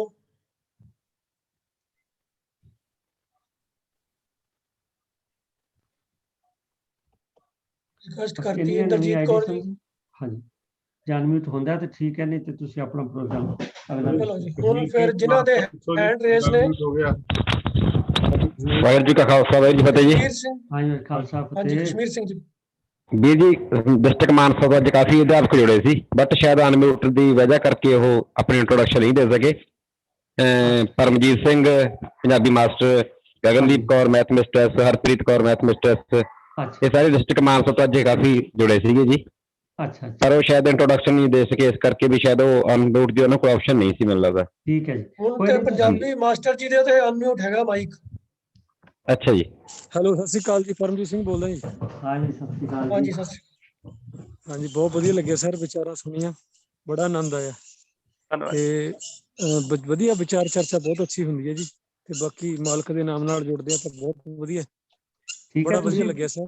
ਤੁਸੀਂ ਪੰਜਾਬੀ ਮਾਸਟਰ ਹੋ ਜੀ ਤੇ ਤੁਹਾਡੇ ਤੋਂ ਕਈ ਗੱਲਾਂ ਹਾਂਜੀ, ਸਿੱਖੀਆਂ ਜਾ ਸਕਦੀਆਂ ਨੇ ਤੇ ਹਾਂਜੀ ਬੇਨਤੀ ਹੈ ਬਿਲਕੁਲ। ਹਾਂਜੀ ਕਿ ਤੁਸੀਂ ਜੇ ਸਮਾਂ ਹੋਵੇ ਤਾਂ ਸੋਮਵਾਰ ਤੋਂ ਸ਼ਨੀਚਰਵਾਰ ਤੱਕ 6 ਦਿਨ ਇਹ ਪ੍ਰੋਗਰਾਮ ਚੱਲਦਾ ਹੈ ਤੇ ਤੁਸੀਂ ਜੁਆਇਨ ਕਰਿਆ ਕਰੋ। ਹਾਂਜੀ ਕੋਈ ਆਪਣੀ ਸੁਜੈਸ਼ਨ ਵੀ ਦਿਆ ਕਰੋ, ਆਪਣੇ ਬਿਲਕੁਲ ਜੀ, ਜ਼ਰੂਰ। ਕੁਐਸਚਨ ਵੀ ਰੱਖ ਸਕਦੇ ਹੋ। ਧੰਨਵਾਦ। ਹਾਂਜੀ ठीक है जी, शुक्रिया थैंक यू जी। ਸ਼ੁਕਰੀਆ। हुन मेरे ख्याल नवे जिन्हां दे हैंड रेस ने ਹਾਂਜੀ ਉਹਨਾਂ ਨੂੰ ਵਾਰੀ-ਵਾਰੀ ਅਸੀਂ ਲੈ ਲੈਂਦੇ ਹਾਂ। ਤਾਂ ਸਭ ਤੋਂ ਪਹਿਲਾਂ ਬੜੀ ਦੇਰ ਤੋਂ ਵੇਟ ਕਰ ਰਹੇ ਨੇ ਜੋਤੀ ਬਾਈ, ਜਿਹੜੇ ਮੇਰੇ ਖਿਆਲ ਪਾਕਿਸਤਾਨ ਤੋਂ ਨੇ ਸ਼ਾਇਦ। ਜੋਤੀ ਬਾਈ ਜੀ ਨੂੰ ਅਨਮਿਊਟ ਕਰ ਲਓ। ਜੋਤੀ ਬਾਈ हाँ जी अनम्यूट हो वाहिगुरु गई जी का खालसा वाहिगुरु जी ਵਾਹਿਗੁਰੂ की ਜੀ ਕੀ फतेह। ਫਤਿਹ। फतेह जी। ज्ञानी जी, आपने एक पंक्ति का उच्चारण किया, यहाँ पे एक वर्ड था रहियाओ, ठीक है ज्ञानी जी? हाँ जी हाँ जी हाँ जी सुनिए जी। यहाँ पे एक वर्ड था रहियाओ, जो ऐसे लिखा जाता है रारा हाहा सिहारी ऐड़ा फिर ऊड़ा ओंकड़। हाँ जी, आपने मैं ऐसे सामने यहाँ डिस्प्ले पे करती है। रहियो उच्चारण किया, रहियाओ नहीं उच्चारण किया। आप कोई पंक्ति बताएंगे मुझे, आप कौन सी बोल रहे हैं आप? सामने जी अमृतपाल सिंह जी सामने देख लो दूसरी तापे लाइन। अंगत लहना प्रगट अच्छा, दास चरण लिव रहियो। आपने रहियो उच्चारण किया, ये क्या होगा? रहियाओ होगा, हाँ, रहियो होगा। रहे हो, ये जो दो शब्द है ना, संग रहे हो, हम इसे उच्चारण करते हैं। एड़े की आवाज जो इसमें आएगी। और आपको एक वेद की बात बताता हूँ कि जो हमारे पास हस्तलिखित पुरातन स्वरूप हैं, उनमें दोनों जगह ये एड़ा नहीं है, ना संग्रह में एड़ा है ना रहे में एड़ा है। पर मैं फिर भी यहाँ पे जो प्रिंटेड पीड में है, मैं उसी के हिसाब से मैंने उच्चारण किया है, संग्रहो रहे, ऐसे मैंने उच्चारण किया। अगर मेरे उच्चारण में कुछ गड़बड़ हो तो उसके लिए मैं माफी चाहता हूँ। नहीं, पर हाँ जी। आपका उच्चारण थोड़ा डिफरेंट है, मेरा उच्चारण थोड़ा डिफरेंट है। अगर हम ऐड़ा को इसमें उच्चारण करते भी हैं ना, तो भी हम ऐसे उच्चारण करते हैं रहियाओ, और आप रहियो ही उच्चारण कर रहे हैं। अब मुझे समझ नहीं आ रहा दोनों में से सही उच्चारण कौन सा है। आप ठीक ही कर रहे हो, रहे हो ही है इसका उच्चारण, क्योंकि रहियाओ हाँ ऐड़ा पे length तो आगे आने कन्नौड़ा दी। लग जाएगा, हाँ रहे हो, ठीक है। ऐड़ा पे कन्नौड़ा लग जाएगा, या फिर हम ऐसे कह सकते हैं नहीं, रारा एड़े पे हाहा हाँ, यैया एड़े पे कन्नौड़ा। हाँ, यैया कन्नौड़ा नहीं होगा। रहे ओ अ के साथ चलेगा, यो नहीं बनेगा इसका उच्चारण। यो होता है य के साथ, रहे ओ हम बोलेंगे तो उसमें य आ जाएगा। हमने य नहीं, हमने अ बोलना है। रहे ओ, रहे यो बोलेंगे तो य आएगा, रहे ओ बोलेंगे तो एड़ा इसमें आ जाएगा, रहे ओ संगर ओ ऐसे थोड़ा सा बोलना है इसको आराम से। रहे यो बोलेंगे तो फिर य की आवाज निकलेगी इसमें, ठीक है जी? और ज्ञानी जी मेरे कुछ सवाल हैं। एक सवाल है जो व्याकरण से है, पर वो व्याकरण का मुझे नहीं पता मैं यहाँ पूछूं या नहीं पूछूं, क्योंकि वो बहुत बड़ा सवाल है। अगर बड़ा सवाल है तो आप हमारे ग्रुप में तो हो ही, आप उसमें पूछ लेना, जी, जी। उसमें मेरा पास पूरा टाइम होता है, मैं उसमें सबको बता दूंगा, ठीक है जी? जी थैंक यू। और ठीक है, थैंक यू। वाहिगुरु जी का खालसा, वाहिगुरु खालसा जी की वाहिगुरू जी की फतेह। हाँ जी, नेक्स्ट जी बीबी गुरचरण कौर जी। ਵੀਰ ਜੀ ਵਾਹਿਗੁਰੂ ਜੀ ਕੀ ਫਤਿਹ। वाहिगुरू जी वाहिगुरू की जी फतेह खालसा जी। फतेह। ਵੀਰ ਜੀ ਇਹ ਜੱਜੇ ਨੂੰ ਔਂਕੜ ਲੱਗੀ ਹੈ, ਹਰਭਜਨ ਸਿੰਘ ਹੋਰੀ ਉਹਦਾ ਪ੍ਰੋਨਾਂਸ ਕਰਦੇ ਨੇ ਜੋ, ਸੂ ਦਾ ਵੀ ਸੋ ਠੀਕ ਉਚਾਰਨ ਕੀ ਹੈ? ਕੋਈ ਜੂ ਕਰਦੇ ਨੇ, ਕੋਈ ਜੋ ਕਰਦੇ ਨੇ, ਸੋ ਠੀਕ ਉਚਾਰਨ ਕੀ ਹੈ? ਇਹਦਾ ਠੀਕ ਉਚਾਰਨ ਹਲਕਾ ਜਿਹਾ ਜੂ ਸੂ। ਅਗਰ ਅਸੀਂ ਹੋੜਾ ਲਗਾਵਾਂਗੇ ਜੋ ਸੋ, ਹੋੜੇ ਦੀਆਂ ਮਾਤਰਾ ਦੋ ਹੁੰਦੀਆਂ ਨੇ, ਔਂਕੜ ਦੀ ਮਾਤਰਾ ਇੱਕ ਹੁੰਦੀ ਹੈ। ਜੋ ਸੂ ਅਸੀਂ ਘੱਟ ਆਵਾਜ਼ ਲਗਾਈ, ਜੋ ਸੋ ਡਬਲ ਆਵਾਜ਼ ਲੱਗ ਗਈ, ਦੋ ਮਾਤਰਾ ਹੋ ਗਈਆਂ। ਜੇ ਤੇ ਹੋੜਾ ਹੈਗਾ ਜੱਜੇ ਨੂੰ ਤੇ ਸੱਸੇ ਨੂੰ, ਫਿਰ ਜੋ ਸੋ ਬੋਲਿਆ ਜਾਏਗਾ, ਪਰ ਜੇ ਔਂਕੜ ਹੈਗੀ ਫਿਰ ਜੂ ਸੂ ਏਦਾਂ ਬੋਲਿਆ ਜਾਏਗਾ। ਅੱਧੀ ਮਾਤਰਾ ਦੀ ਆਵਾਜ਼ ਕੱਟੀ ਜਾਏਗੀ, ਮਤਲਬ ਇੱਕ ਮਾਤਰਾ ਹੋਏਗੀ ਲਘੂ ਮਾਤਰਾ, ਗੁਰੂ ਮਾਤਰਾ ਨਹੀਂ ਬਣੇਗੀ ਇਹ। ਤੇ ਇਸ ਕਰਕੇ ਔਂਕੜ ਵਾਲੇ ਜੂ ਸੂ ਤੇ ਹੋੜੇ ਵਾਲੇ ਜੋ ਸੋ। ਇਹਦਾ ਸਾਨੂੰ ਕਿੱਥੋਂ ਪਤਾ ਚੱਲਦਾ ਵੈ? ਜਦੋਂ ਅਸੀਂ ਗੁਰਬਾਣੀ ਚ ਅਕਸਰ ਦੋ ਮਾਤਰੇ ਸ਼ਬਦ ਪੜ੍ਹਦੇ ਹਾਂ, ਗੋਬਿੰਦ, ਗੋਪਾਲ, ਉੱਥੇ ਗੋਬਿੰਦ ਤੇ ਹੋੜਾ ਵੀ ਲੱਗਿਆ ਹੁੰਦਾ ਹੈ, ਔਂਕੜ ਵੀ ਲੱਗੀ ਹੁੰਦੀ ਹੈ। ਹੋੜਾ ਅਸਲੀ ਸ਼ਬਦ ਹੈ ਗੋਬਿੰਦ, ਪਰ ਕਿਉਂਕਿ ਮਾਤਰਾ ਘਟਾਣੀ ਹੈਗੀ ਇੱਕ, ਤੇ ਉੱਥੇ ਥੱਲੇ ਔਂਕੜ ਲਗਾ ਦਿੱਤੀ ਵੀ ਇਹਨੂੰ ਪੜੋ ਗੋਬਿੰਦ। ਗੋਬਿੰਦ ਤੇ ਗੋਬਿੰਦ, ਗੋਬਿੰਦ ਨਾਲ ਟਾਈਮ ਜ਼ਿਆਦਾ ਲੱਗਦਾ ਹੈ, ਗੋਬਿੰਦ ਨਾਲ ਘੱਟ। ਇੱਕ ਮਾਤਰਾ ਘਟਾਣੀ ਸੀਗੀ, ਇਸ ਕਰਕੇ ਥੱਲੇ ਔਂਕੜ ਲਗਾ ਦਿੱਤੀ ਕਿ ਅਰਥ ਗੋਬਿੰਦ ਦੇ ਕਰਨੇ ਨੇ, ਪੜਨਾ ਗੋਬਿੰਦ। ਅਨ ਦਿਨੋਂ ਮੋਹਿ ਆਹੀ ਪਿਆਸਾ, ਅਸਲੀ ਸ਼ਬਦ ਹੈਗਾ ਅਨ ਦਿਨ, ਨੰਨੇ ਨੂੰ ਔਂਕੜ ਨਾਲ, ਪਰ ਮਾਤਰਾ ਕਿਉਂਕਿ ਵਧਾਣੀ ਹੈਗੀ ਹੈ, ਇਸ ਕਰਕੇ ਉੱਤੇ ਲਗਾਤਾ ਹੋੜਾ। ਅਨ ਦਿਨੋਂ ਮੋਹਿ ਆਹੀ ਪਿਆਸਾ, ਪੜਨਾ ਅਨ ਦਿਨੋਂ ਹੈ, ਅਰਥ ਅਨ ਦਿਨ ਦੇ ਹੋਣਗੇ। ਇਸ ਤਰ੍ਹਾਂ ਭਾਵ ਜਿੱਥੇ ਜੂ ਹੈ ਔਂਕੜ ਵਾਲਾ ਤੇ ਜੂ ਤੇ ਸੂ, ਜਿੱਥੇ ਹੋੜਾ ਉੱਥੇ ਜੋ ਸੋ, ਟਾਈਮ ਡਬਲ ਹੋ ਜਾਏਗਾ ਉਹਦੇ ਵਿੱਚ। ਵੀਰ ਜੀ ਸਾਨੂੰ ਸਿਖਾਇਆ ਗਿਆ ਸੀ ਕਿ ਜਿਹੜਾ ਹੋੜਾ ਹੈ ਉਹ ਲਘੂ ਮਾਤਰਾ ਹੈ, ਜਿਹੜਾ ਕਨੋੜਾ ਹੈ ਉਹ ਦੀਰਘ ਮਾਤਰਾ ਹੈ। ਨਹੀਂ, ਉਹ ਗਲਤ ਹੈਗਾ ਵੈ। ਔਂਕੜ ਲਘੂ ਮਾਤਰਾ ਹੈਗੀ ਹੈ ਤੇ ਹੋੜਾ ਗੁਰੂ ਮਾਤਰਾ ਵੈ। ਜੇ ਅਸੀਂ ਹੋੜਾ ਨੂੰ ਵੀ ਲਘੂ ਮਾਤਰਾ ਕਵਾਂਗੇ, ਫਿਰ ਗੁਰੂ ਸਾਹਿਬ ਨੇ ਗੋਬਿੰਦ ਦੇ ਔਂਕੜ ਵੀ ਪਾਤੀ, ਹੋੜਾ ਵੀ। ਜੇ ਪਹਿਲਾਂ ਹੀ ਗੋਬਿੰਦ ਹੋੜਾ ਲਘੂ ਮਾਤਰਾ ਹੀ ਸੀ, ਫਿਰ ਔਂਕੜ ਪਾਉਣ ਦੀ ਜ਼ਰੂਰਤ ਨਹੀਂ ਸੀ ਉਹਨੂੰ ਘਟਾਉਣ ਵਾਸਤੇ। ਕਿਉਂ? ਹੋੜਾ ਕਿਉਂਕਿ ਗੁਰੂ ਮਾਤਰਾ ਹੈ, ਉਹਨੂੰ ਘਟਾਣਾ ਹੈ ਤੇ ਔਂਕੜ ਲਗਾਣੀ ਪਏਗੀ, ਤੇ ਜੇ ਔਂਕੜ ਲਘੂ ਮਾਤਰਾ ਨੂੰ ਵਧਾਣਾ ਹੈ ਤੇ ਹੋੜਾ ਲਗਾਣਾ ਪਏਗਾ। ਅਨ ਦਿਨ ਤੋਂ ਅਨ ਦਿਨੋਂ ਕਰਨਾ ਪਏਗਾ, ਤੁਹੀ ਤੂੰ ਤੋ ਹੀ ਕਰਨਾ ਪਏਗਾ, ਠੀਕ ਹੈ ਜੀ? ਇਸ ਕਰਕੇ ਹੋੜਾ ਗੁਰੂ ਮਾਤਰਾ ਹੈਗੀ ਹੈ, ਔਂਕੜ ਲਘੂ ਮਾਤਰਾ ਹੈਗੀ ਹੈ। ਠੀਕ ਹੈ ਜੀ, ਧੰਨਵਾਦ। ਧੰਨਵਾਦ। ਅੱਗੇ ਨੈਕਸਟ ਸਰ ਮੇਲਾ ਸਿੰਘ ਜੀ। ਸਰ ਮੇਲਾ ਸਿੰਘ ਜੀ ਅਨਮਿਊਟ ਕਰ ਲਓ।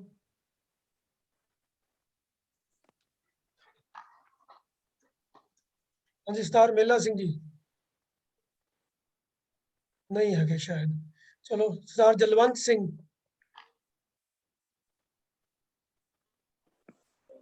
ਹਾਂਜੀ ਹਾਂਜੀ ਜਲਵੰਤ ਸਿੰਘ ਜੀ ਬੋਲੋ ਜੀ। ਵਾਹਿਗੁਰੂ ਜੀ ਕਾ ਵਾਹਿਗੁਰੂ ਜੀ ਕੀ ਖਾਲਸਾ। ਫਤਿਹ ਜੀ। ਹਾਂਜੀ, ਇੱਕ ਪੰਕਤੀ ਹੈ ਜੀ, ਸੱਚ ਨਾਮ ਕਰਤਾਰ ਸੋ ਦ੍ਰਿੜ ਨਾਨਕ ਸੰਗਰੋ। ਇਹਦੇ ਵਿੱਚ ਨਾਮ ਨੂੰ ਵੀ ਔਂਕੜ ਲੱਗੀ ਆ ਤੇ ਕਰਤਾਰ ਨੂੰ ਵੀ ਔਂਕੜ ਲੱਗੀ ਹੈ ਜੀ। ਇਹਦੇ ਵਿੱਚ ਸੰਬੰਧਕ ਲੁਪਤਾ ਹੈ, ਇਹਦੇ ਬਾਰੇ ਦੱਸੋ ਵੀ ਇਹਨੂੰ ਵੀ ਸੰਬੰਧਕ ਤਾਂ ਲੁਪਤਾ ਇਹਦੇ ਵਿੱਚ ਦਾ ਕਰਤਾਰ ਦਾ ਨਾਮ, ਵੀ ਇਹਨੂੰ ਵੀ ਔਂਕੜ ਲੱਗੀ ਹੋਈ ਹੈ, ਵੀ ਇਹਦੇ ਬਾਰੇ ਦੱਸੋ ਸਾਨੂੰ। ਹਾਂਜੀ, ਪ੍ਰੋਫੈਸਰ ਸਾਹਿਬ ਸਿੰਘ ਜੀ ਹੋਰਾਂ ਨੇ ਗੁਰਮੁਖ ਪਿਆਰਿਓ ਜੋ ਅਰਥ ਲਿਖੇ ਨੇ, ਉਹਨਾਂ ਚ ਉਹਨਾਂ ਨੇ ਦਾ ਲਿਖ ਦਿੱਤਾ ਹੈਗਾ ਸੰਬੰਧਕ। ਇੱਥੇ ਦਾ ਸੰਬੰਧਕ ਨਹੀਂ ਹੈਗਾ। ਗੁਰੂ ਨਾਨਕ ਸਾਹਿਬ ਨੇ ਦ੍ਰਿੜ ਕੀਤਾ, ਸੋ ਦ੍ਰਿੜ ਨਾਨਕ ਸੰਗਰਿਓ। ਗੁਰੂ ਨਾਨਕ ਸਾਹਿਬ ਨੇ ਉਹ ਦ੍ਰਿੜ ਕੀਤਾ। ਕੀ ਦ੍ਰਿੜ ਕੀਤਾ? ਕਰਤਾਰ ਦ੍ਰਿੜ ਕੀਤਾ, ਨਾਮ ਦ੍ਰਿੜ ਕੀਤਾ, ਜਿਹਦੀ ਖੂਬੀ ਹੈਗੀ ਉਹ ਸੱਚ ਹੈਗਾ ਵੈ। ਸਦੀਵ ਨਾਮ ਦ੍ਰਿੜ ਕੀਤਾ, ਭਾਵ ਸਦੀਵ ਨਾਮ ਤੇ ਅਕਾਲ ਪੁਰਖ ਗੁਰੂ ਨਾਨਕ ਨੇ ਦ੍ਰਿੜ ਕਰ ਲਿਆ। ਅਕਾਲ ਪੁਰਖ ਦਾ ਨਾਮ ਜਿਹੜਾ ਤੇ ਅਰਥ ਗਲਤ ਹੋ ਜਾਣਗੇ। ਦਾ ਨਾਮ ਨਹੀਂ ਹੈਗਾ, ਕਰਤਾਰ ਦ੍ਰਿੜ ਕਰ ਲਿਆ, ਸੱਚ ਨਾਮ ਦ੍ਰਿੜ ਕਰ ਲਿਆ, ਇਹਦਾ ਅਰਥ ਬਣ ਜਾਣਗੇ। ਗੁਰੂ ਨਾਨਕ ਸਾਹਿਬ ਨੇ ਕਰਤਾਰ ਤੇ ਸੱਚ ਨਾਮ ਗੁਰੂ ਨਾਨਕ ਨੇ ਦ੍ਰਿੜ ਕਰ ਲਿਆ, ਪੱਕਾ ਕਰ ਲਿਆ। ਠੀਕ ਹੈ ਜੀ। ਹਾਂਜੀ ਗਿਆਨੀ ਜੀ, ਇੱਕ ਮੇਰਾ ਸਵਾਲ ਹੈ ਇਸੇ ਸਵਈਏ ਦੇ ਸੰਬੰਧਿਤ। ਲਾਸਟ ਪੰਕਤੀ ਜਿਹੜੀ ਜਿੱਥੇ ਤੋਂ ਪਾ ਸਰਨ ਆਇਆ ਹੈ, ਤੁਸੀਂ ਫਰਮਾਇਆ ਕਿ ਪਾ ਲਫ਼ਜ਼ ਫਾਰਸੀ ਦਾ ਹੈਗਾ, ਹਾਂਜੀ ਜਿਹੜਾ ਭਾਰਤੀ ਕੀਰਤ ਜੀ ਨੇ ਇਸਤੇਮਾਲ ਕੀਤਾ 2 ਵਾਰੀ। ਤਾਂ ਹਾਂਜੀ ਮੇਰਾ ਸਵਾਲ ਇਹ ਹੈ ਕਿ ਬਈ ਤੁਸੀਂ ਪਿਛਲੀ ਵਾਰੀ ਦੱਸਿਆ ਸੀਗਾ ਕਿ ਭੱਟਾਂ ਦੀ ਜਿਹੜੀ ਬੈਕਗ੍ਰਾਉਂਡ ਹੈ ਉਹ ਸਾਰੀ ਸੰਸਕ੍ਰਿਤ ਵਾਲੀ ਹੈ, ਤੇ ਹਾਂਜੀ ਉਹਨਾਂ ਦੇ ਸਵਈਆਂ ਦੇ ਵਿੱਚ ਫਾਰਸੀ ਦਾ ਇਸਤੇਮਾਲ ਨਹੀਂ ਹੈ, ਜਾਂ ਮਤਲਬ ਫਿਰ ਜੇ ਇਹ ਆਇਆ ਤੇ ਇੱਕ ਸ਼ਾਇਦ ਐਕਸੈਪਸ਼ਨ ਹੀ ਹੈ। ਹਾਂ, ਐਕਸੈਪਸ਼ਨ ਹੈਗਾ, ਕਿਉਂਕਿ ਆਮ ਬੋਲਚਾਲ ਵਿੱਚ ਜਿਹੜੇ ਕਈ ਵਾਰੀ ਸ਼ਬਦ ਆ ਜਾਂਦੇ ਨੇ ਉਹ ਵਰਤੇ ਜਾਂਦੇ ਹੁੰਦੇ ਨੇ। ਅਸੀਂ ਜਿਹੜੇ ਸੰਸਕ੍ਰਿਤ ਸਲੋਕ ਪੜ੍ਹਦੇ ਹਾਂ ਉਹਨਾਂ ਵਿੱਚ ਵੀ ਸਾਨੂੰ ਕੋਈ ਨਾ ਕੋਈ ਏਦਾਂ ਕਈ ਵਾਰੀ ਮਿਲ ਜਾਂਦਾ ਦੇਖਣ ਨੂੰ। ਕਈ ਵਾਰੀ ਮੈਂ ਪਾਠ ਕਰਦਾ ਹੁੰਦਾ ਤੇ ਮੈਨੂੰ ਇਸ ਤਰ੍ਹਾਂ ਮਿਲ ਜਾਂਦੇ ਨੇ। ਤੇ ਇਹਦੇ ਬਾਰੇ ਤੁਹਾਨੂੰ ਮੈਂ ਤੁਹਾਨੂੰ ਦੱਸਦਾ, ਇੱਕ ਸੈਕਿੰਡ ਲਈ।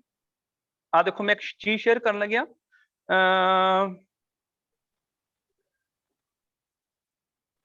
ਭਾਈ ਕਾਹਨ ਸਿੰਘ ਨਾਭਾ ਦਾ ਮਹਾਨ ਕੋਸ਼, ਜੀ ਉਹਦੇ ਵਿੱਚ ਤੁਸੀਂ ਇਹ ਦੇਖਿਓ ਜੀ, ਆ ਪਾ ਸ਼ਬਦ ਹੈ ਨਾ, ਪਾ ਸ਼ਬਦ ਦੀ ਦੂਸਰੀ ਪਹਿਲੀ ਲਾਈਨ ਦੇ ਵਿੱਚ ਸੰਸਕ੍ਰਿਤ ਦਾ ਪਾ ਦਾ ਸੰਖੇਪ ਹੈ, ਪਾ ਪੈਰ ਨੂੰ ਕਹਿੰਦੇ ਨੇ, ਪਰ ਫਾਰਸੀ ਵਿੱਚ ਪਾ ਪੈਰ ਬਹੁਵਚਨ ਆ ਜਾਂਦਾ ਹੈ। ਗੁਣਵੰਤਿਆਂ ਪਾਛਾਰ, ਤਰਾ ਤਰਾ ਤੋਂ ਪਾਸ਼ਰਨ, ਇਹ ਫਾਰਸੀ ਦਾ ਪਾ।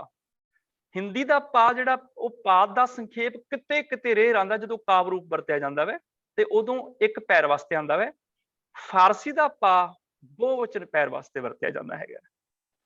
ਔਰ ਫਾਰਸੀ ਦੇ ਵਿੱਚ ਪਾ ਸ਼ਬਦ ਜਿਹੜਾ ਉਹ ਭਾਈ ਕਾਹਨ ਸਿੰਘ ਨਾਭਾ ਹੋਰਾਂ ਨੇ ਇੱਥੇ ਦਿੱਤਾ ਹੋਇਆ ਹੈ। ਤੁਕਾਂ ਵੀ 2 ਦਿੱਤੀਆਂ ਨੇ। ਉਹ ਤਾਂ ਸਮਝ ਆ ਗਿਆ ਕਿ ਬਈ ਫਾਰਸੀ ਦਾ ਬਹੁਵਚਨ ਪੈਰ ਹੈਗਾ, ਲੇਕਿਨ ਮੇਰਾ ਸੰਸਾ ਸਿਰਫ ਇਹੀ ਸੀ ਕਿ ਬਈ ਕਿਉਂਕਿ ਭੱਟਾਂ ਦੀ ਬੈਕਗ੍ਰਾਉਂਡ ਫਾਰਸੀ ਵਾਲੀ ਹੈ ਨਹੀਂ ਗੀ।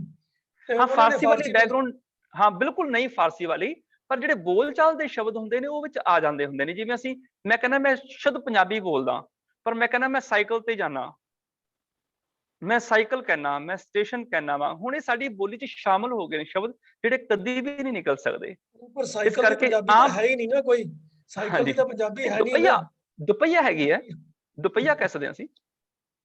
ਹਾਂਜੀ ਚਲੋ, ਹਾਂਜੀ ਨੈਕਸਟ ਜੀ ਸਰ ਇਕਬਾਲ ਸਿੰਘ ਖਾਲਸਾ। ਧੰਨਵਾਦ ਜੀ।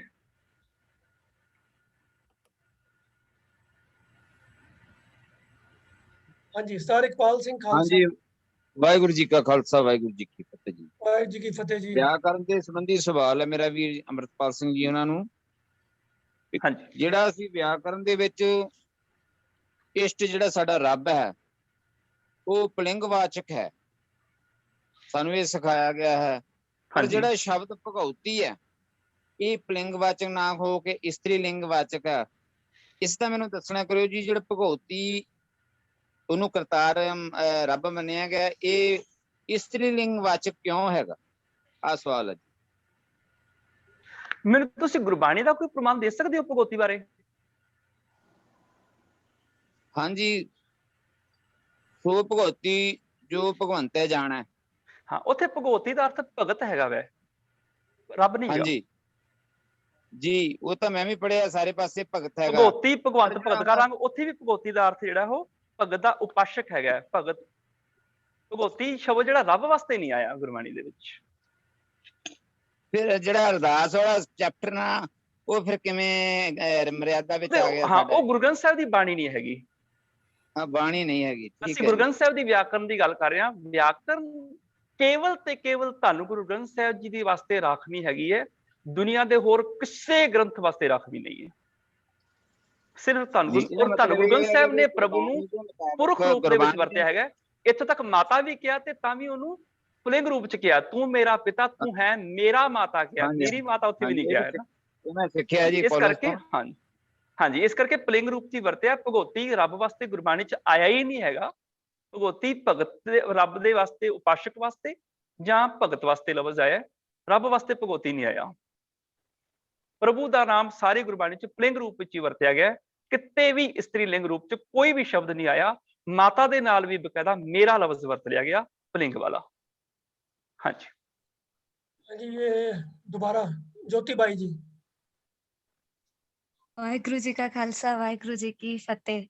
ज्ञानी जी, आपने अभी बोला ना कि रब जो है वो पुल्लिंग वास्ते वरतिया गया है और जो है गुरु ग्रंथ साहिब जी के वास्ते वरत्या गया है, जो भी है।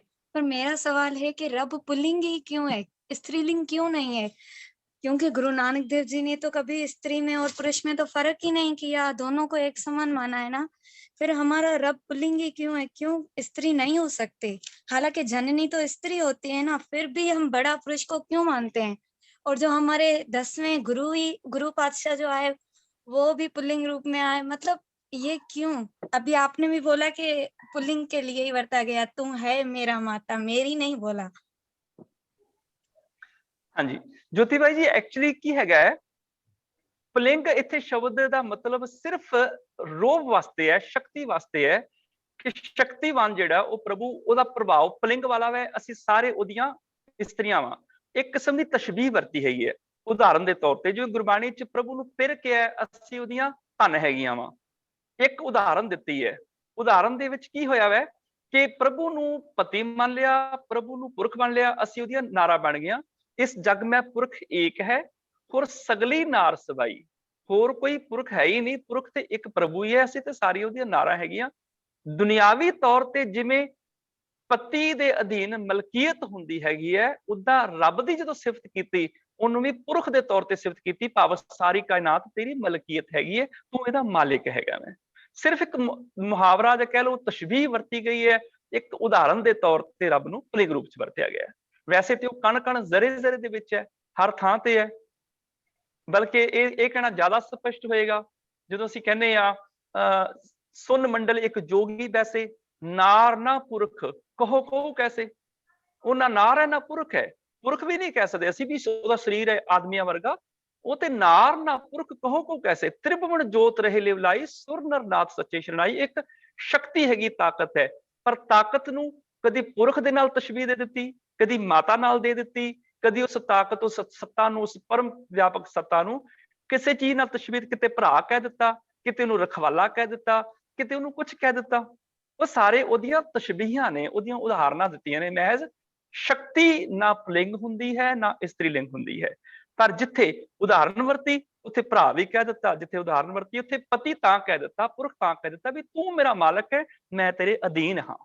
ਇਸ ਕਰਕੇ ਸ਼ਬਦ ਵਰਤਿਆ, ਕਿਉਂਕਿ ਸਮਾਜ ਦੇ ਵਿੱਚ ਪੁਰਖ ਨੂੰ ਜਿਹੜਾ ਮਾਲਕ ਮੰਨਿਆ ਗਿਆ, ਇਸ ਕਰਕੇ ਮਾਲਕ ਦੇ ਰੂਪ ਵਿੱਚ ਇੱਕ ਉਦਾਹਰਨ ਦੇ ਤੌਰ ਤੇ ਰੱਬ ਨੂੰ ਵਰਤਿਆ ਗਿਆ। ਹਾਲਾਂਕਿ ਉਹ ਨਾ ਪੁਰਖ ਦੀ ਕੈਟੇਗਰੀ ਵਿੱਚ ਆਉਂਦਾ ਨਾ ਇਸਤਰੀ ਦੀ ਕੈਟੇਗਰੀ ਵਿੱਚ ਆਉਂਦਾ।